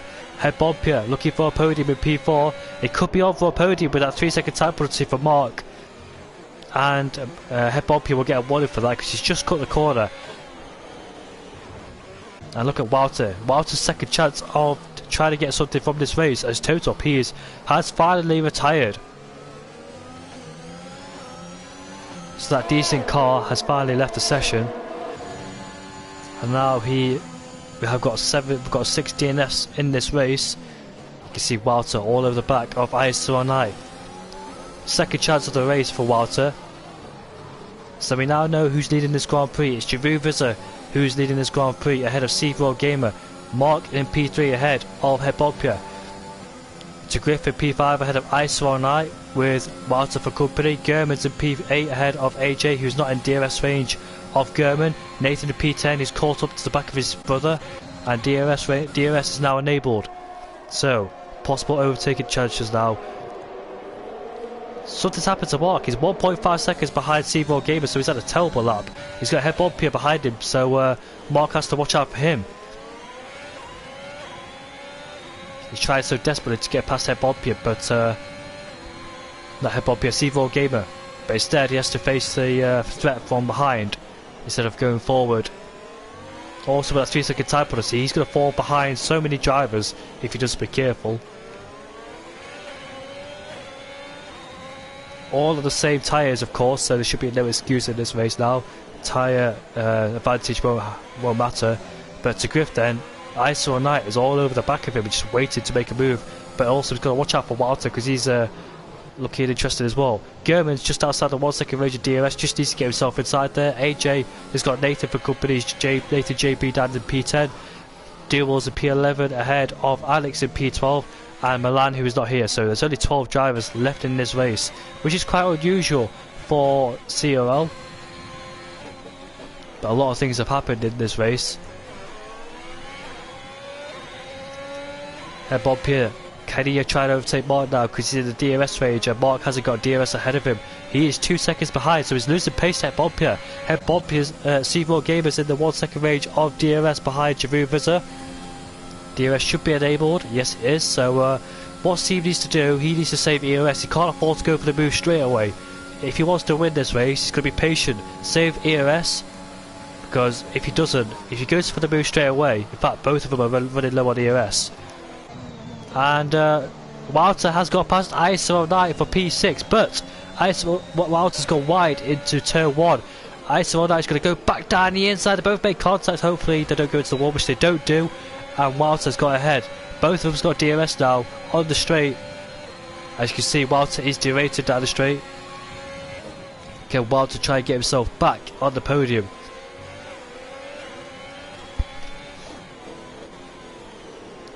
C4 Gamer is closing in. He's right behind Giroud Vizza. So the top two, Giroud Vizza versus C4 Gamer. They've got a comfortable gap over Mark, who's 2 seconds behind, and he's got a 3-second time penalty. So he's unlikely that he's going to win this race. But he's trying to defend as much as he can behind Hebompier. Only thing he can do, really, the hope that the guys behind get a penalty. But C4 Gamer then he's saved more ERS than last time. He needs to play it patiently and smartly, because he needs to save up the ERS now. He's in the DRS race, because it's more easier to save ERS behind. It's going to be quite a struggle for Mark to close in as well, because Mark's made a mistake coming out of turn 16 there. And Hebomp is in the DRS range. Griff has dropped out. He has Walter behind him, so Walter is looking to make another move on the Red Bull. Let's have a look at C4 Gamer. Is C4 Gamer close enough? There he is. Will he make an overtake early on in this race? Yes, he will. He's going to go for it. And C4 Gamer leads the Baku Grand Prix ahead of Giroud Vizza up into turn 1, but he's gone a bit wide. But Giroud Vizza does not fight back. Walter has overtaken Griff into turn 1. He goes a bit deep as well. Managed to stay on track and get ahead of Griff for P5. Giroud Vizza then closing in on C4 Gamer. C4 Gamer defends the inside line. We'll put him offline for the next corner, but it doesn't matter anyway, because there's not enough room to make it to go into turn 4 too wide. So Hebompier then, he knows a podium is on stake here. So is Walter. He knows the podium is on the line up into P5, because Mark's got a 3-second time penalty. Hebompier, will he play it smartly? Will he stay behind Mark, save up some ERS, because he knows Walter's going to be on his tail soon. And the gap between Mark and Giroud Vizza is 1.1, so Giroud and Seb have lost a bit of time towards Mark. And Walter's just outside the DRS range of Hebompier, is 1.4 seconds behind, dragging on along this train. And Nathan hasn't got past his brother yet, so he's waiting for the right opportunity. Alex is there as well, down in P11, or P12, sorry. Can he get himself inside the top 10? After a horrible first start of the race, losing his front wing, he's back up there in P12, and can he gain something from this race? Back in the front, Giroud Vizza, DRS. Will he try and send it on Seb, or will he wait for the next few laps? What I'd do, if I was Giroud or Seb, depending what position I was in, I'd stay behind, because it's much more easy to save ERS, and it's very easy to stay within DRS range because of the DRS zones. It's very easy to stay in the slipstream of each other. So what I'd do, I'd just save a bit more ERS and wait for the next few laps and go for it then. Because if you go for it straight away using a lot of ERS, you'll be vulnerable towards the end, because it's very hard to save ERS on your own out there, as you can see from C4 Gamer's point of view.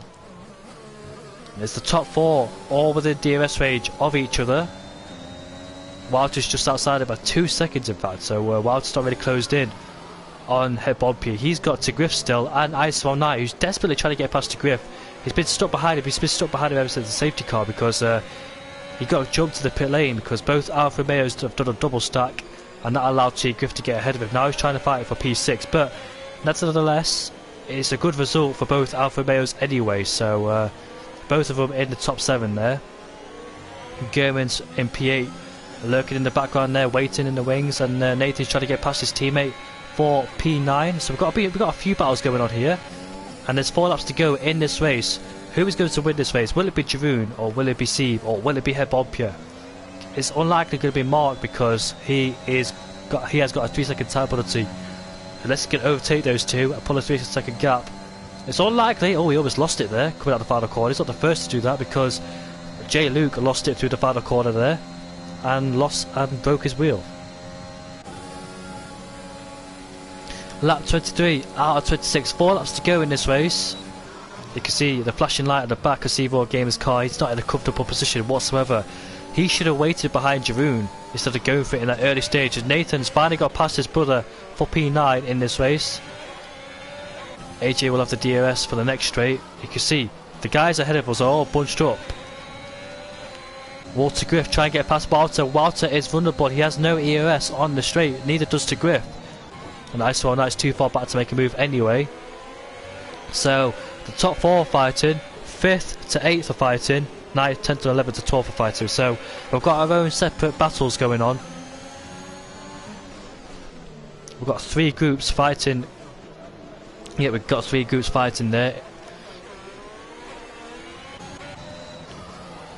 Walter 3.4 seconds behind, so Walter, it looks like he's not going to be a threat in this race to the top 4, so I expected him to close in, but he hasn't. He's lost a lot of time.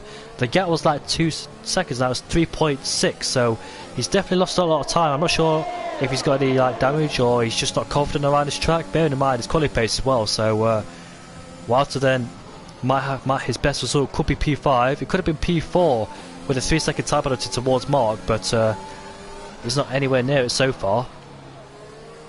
And plus he's got to Griff, Head Bobbier, ISO Knight and German to deal with as well, so he's got his own problems down there in P5. He might get overtaken this straight because to Griff is very, very close. As we head on to lap 24 out of 26, here comes to Griff then with the DRS. This should be done before the first corner. And yep, it's done, so he moves himself up into P5. Does the Red Bull driver. He started outside the top 10 and he's in P5, so a good drive from him.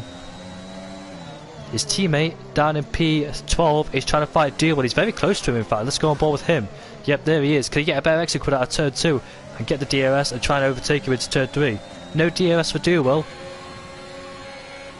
And they all stay behind each other into turn 3, too far back to make any move. But Knowsley, yep, he's run out straight to overtake Dealwell, so he needs to get past him to get himself closer. Look, AJ's going to go bad down the inside, and he mounts the curb. He loses traction, and that could allow Dealwell to get close to him. AJ by clouting the curb has not done him any favours whatsoever, because he lost traction, and now he's under pressure from Dealwell and Alex behind him. And he's also 1 second outside the DRS range of his brother, so double whammy for him there. But Knowsley desperately, Walter's dropped down to P8. He must have made a mistake going out the castle section. Has he got front wing damage? Yes, he has. That's a massive shame for Walter there. He's got to go into the pit lane now, unless he wants to stay out to do those 2 laps. He might as well continue because there's no point pitting now. That's a massive shame. You can see the understeer through the car. Nathan JB will overtake him, and that's costly in the championship for Walter. Got to back out, has Walter. There's no way he's making it flat out through those corners. Here comes AJ, Dealwell and Alex will be the next ones to overtake him. But back at the front, lap 25, and that's Head Bobbier going on Mark. Down the inside he goes into turn 1. A nice move there from the Dutchman, but will Mark come back into turn 3? And German's overtaking ISO Knight, so moves being made. They both go side by side as we make our way into turn 2. Nice move there from ISO Knight to get back, but go on board with Mark. He's got past Head Bobbier. And that is crucial because chance of them winning is slimmed now by 2.2 second gap. German has overtaken ISO Knight for P6 again. So Knight tried it back down the inside, but German had the better exit. DRS overtaking him back down the inside for P6. They were both fighting to Griff, but now to Griff's got a bit of breathing space. In fact, he's got a lot of breathing space because 3.4 seconds guys ahead of him and no one behind him really. So to Griff just needs to bring it home nice and safely, and he'll be in P5. But it should be a good recovery drive as German's retired. That'll not be a safety car because it's too late for one now, but German becomes our 8th retirement of the session. And AJ is right behind his brother again, so despite making that mistake, he's still within his DRS range with his brother. But what about Dealwell and Alex? They're still down in P9 and P10. And back of the... Oh, AJ almost lost it coming out of turn 16, but back of the battle for the lead. Jeroen Visser has absolutely no ERS left. It's the last lap of the race. Has Jeroen Visser left it too late? Head Bompier has got past Head Bompier. No, Head Bompier has got past Mark for P3 on the track. He doesn't have to, but he's a racing driver. And Nathan has been disqualified for for not using both tyre compounds. I've not seen that before in CRL League Racing history, but Nathan's been disqualified, and that leaves 11 only. Mark has got past Head Bompier for P3. This could go down to the line. C4 Gamer then has a chance of winning this race. So does Jeroen Visser. Who is it going to be? Will it be Sieb? Will it be Jeroen? It's going to be so close towards the line between the two. And Head Bompier and Mark as well. Obviously Head Bompier doesn't have to overtake Mark with that 3-second time penalty, but he's a racer, he'll go for it anyways.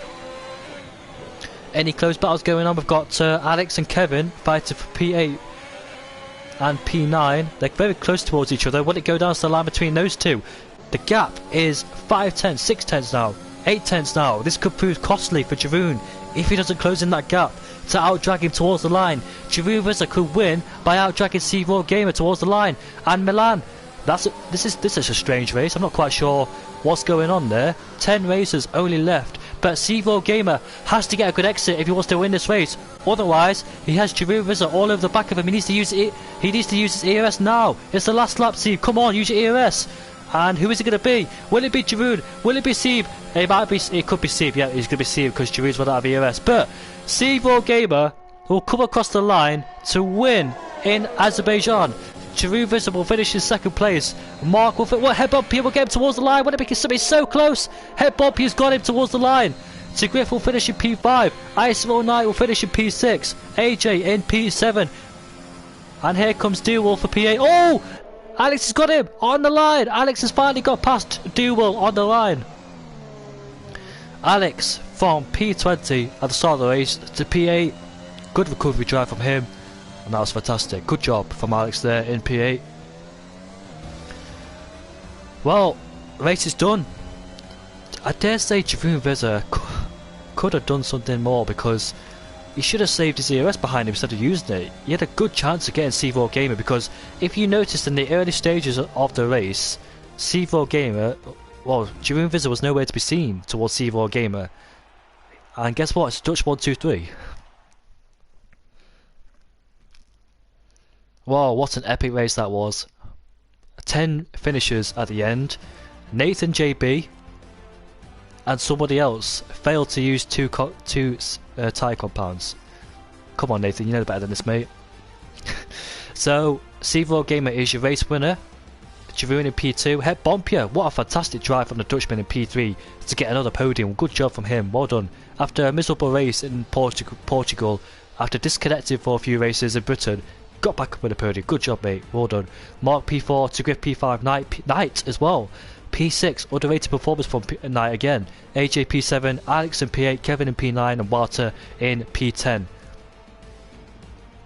Let me invite the podium drivers.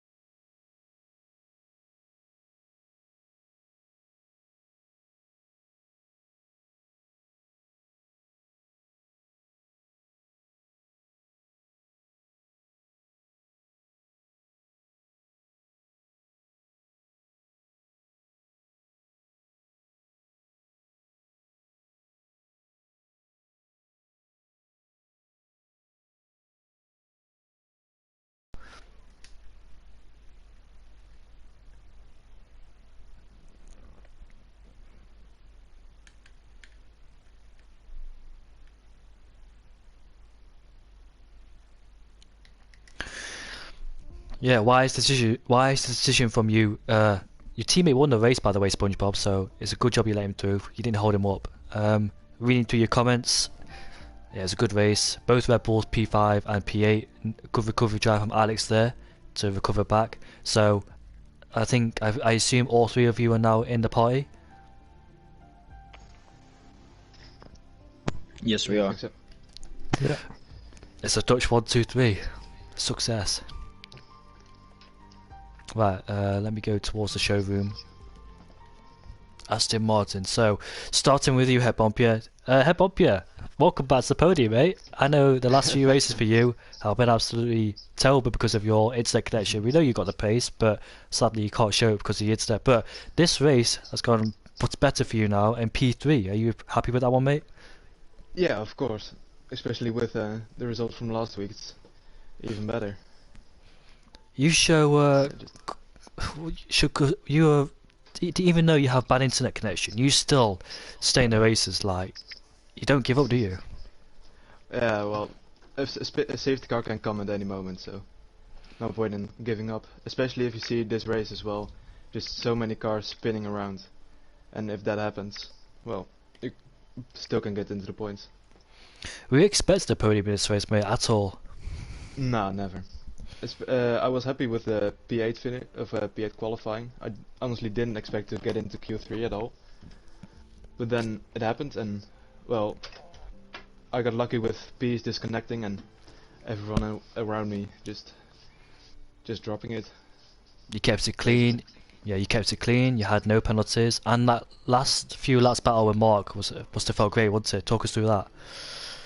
Yeah, well, it was a bit nerve-wracking because in the first few laps I saw Wouter really closing in, so I thought maybe he would get me as well, but that didn't happen luckily. And then Mark caught up to Siv and Jeroen, which I really didn't like, because then I thought maybe, well, they could drive away, and then I dropped back, but luckily that didn't happen. Then Mark made a pretty big mistake, and we just fought it out for the last few laps.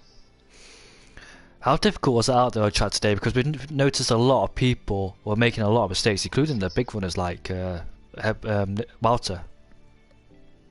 Yeah, well, it was just, I think, with the new patch as well, just a bit tricky on traction for everyone.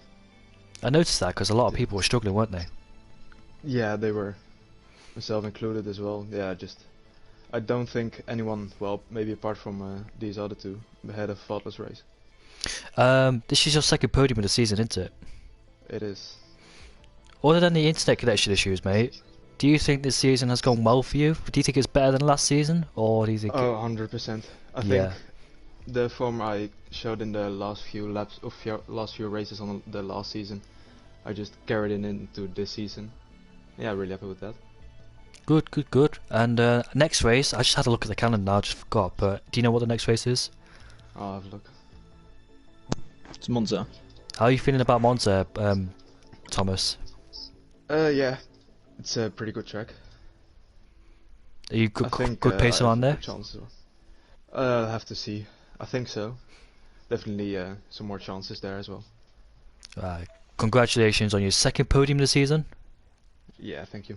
Yeah, good job, mate. Really good drive today. And see, Jeroen, sorry. P2, mate, I was expecting you to win that race due to your early pace. What happened there? Yeah, a bit gutted, of course, but yeah, the medium set I used in Q1, that was set I raced on the last stint, and I did a lot of laps on them in quali. Like I did an out lap, 2 flying laps, in lap, and then again out lap, and then in lap. So it was like 7-8 laps old, and yeah, see, just on that new medium, I think before that I had the pace over him. I was a bit quicker. Yeah. But yeah, that safety car just really fucked me over because that second medium set, it was just yeah, it was not quick enough. So unfortunate. But bright side of it, championship wise, you take a lot of points off a while, don't you? So that must be a positive for you. Yeah, 25 points closer, and starting to believe in it a little bit more now because yeah, his momentum is not really good at the moment. So yeah, now focusing on the championship, getting as much points as I can, and yeah. You just want to focus on it one race at a time, really, mate. You don't want to really focus on the championship because if you focus on the championship now, it's potential slip-up. So you just want to take it one race at a time. Yeah, that didn't take so much risk today. Last stint, like he was in front, and one time I lost the ERS, and that made me use all my ERS that I saved up. So yeah, GG to him. He did great. See. Congratulations, Jermaine, in P2, mate. Yeah, thank you. Another good result from as well as last week and the week before. Sieb, congratulations, mate. You're a race winner again. Your second win in CRO. You must be very happy with that one. You told me before, when we were talking together a few hours ago, that I should watch out for you, and I did. Yeah, well, to be honest, I was having some troubles in the race. You know, when Jeroen, when we both made a pit stop, Jeroen was getting past those like non-stoppers very easy, and I had caught them at a bad time every time, so I lost a few seconds there. And you know, in practice I was actually quite scared because Jeroen had such good pace. Nathan even had good pace, so I did not expect to win, not even a podium, I think. But yeah, lucky with some internet issues for Peace as well, we got it win as well. So yeah, but still, I'm very happy to win the race, of course. Can I ask you a question? Like, where was Pease on the track? Because obviously I couldn't see him at all, but was he anywhere near you at all in the race? I was second, but I still saw he was in front on the minimap, so I was quite confused. It was so weird, mate. I like Peace. He was teleporting. He was crashing out in the wall every lap, teleporting back. He was not on my leaderboard. I had no delta. I could only see him. It was really weird. Did the yellow past him and he was a lap down? Did the yellow flags affect you at all, guys? Because there were yellow flags like throughout the whole circuit, covered in yellow flags, and nobody could overtake. Did that affect you at all? Did you see them, or was it just my screen? I think it was your screen because I didn't have any trouble with that. So there wasn't any yellow flags in the circuit like for a whole 2 laps or something. No? Oh, if you look at stream, we had problems with yellow. Well, I had problems with yellow flags. They were all over my full chat map. So yeah. Looks a bit strange. I thought the full safety car came out, but it didn't. But I'm going to ask you a question. I can't remember what it was now. Sieb, how are you feeling for the next race, mate? What's the next race? Italy. Right? Yeah. Not one of my stronger ones, but I will try my best, of course. And what about you, Julian? How are you feeling for Monza next week? Yeah, feeling good. I really like Monza, and yeah, I think I can do well there. So. It's a Dutch podium 1, 2, 3. Congratulations on all 3 of you, and I'll end the stream right here, and we'll see you all next race at 8:30.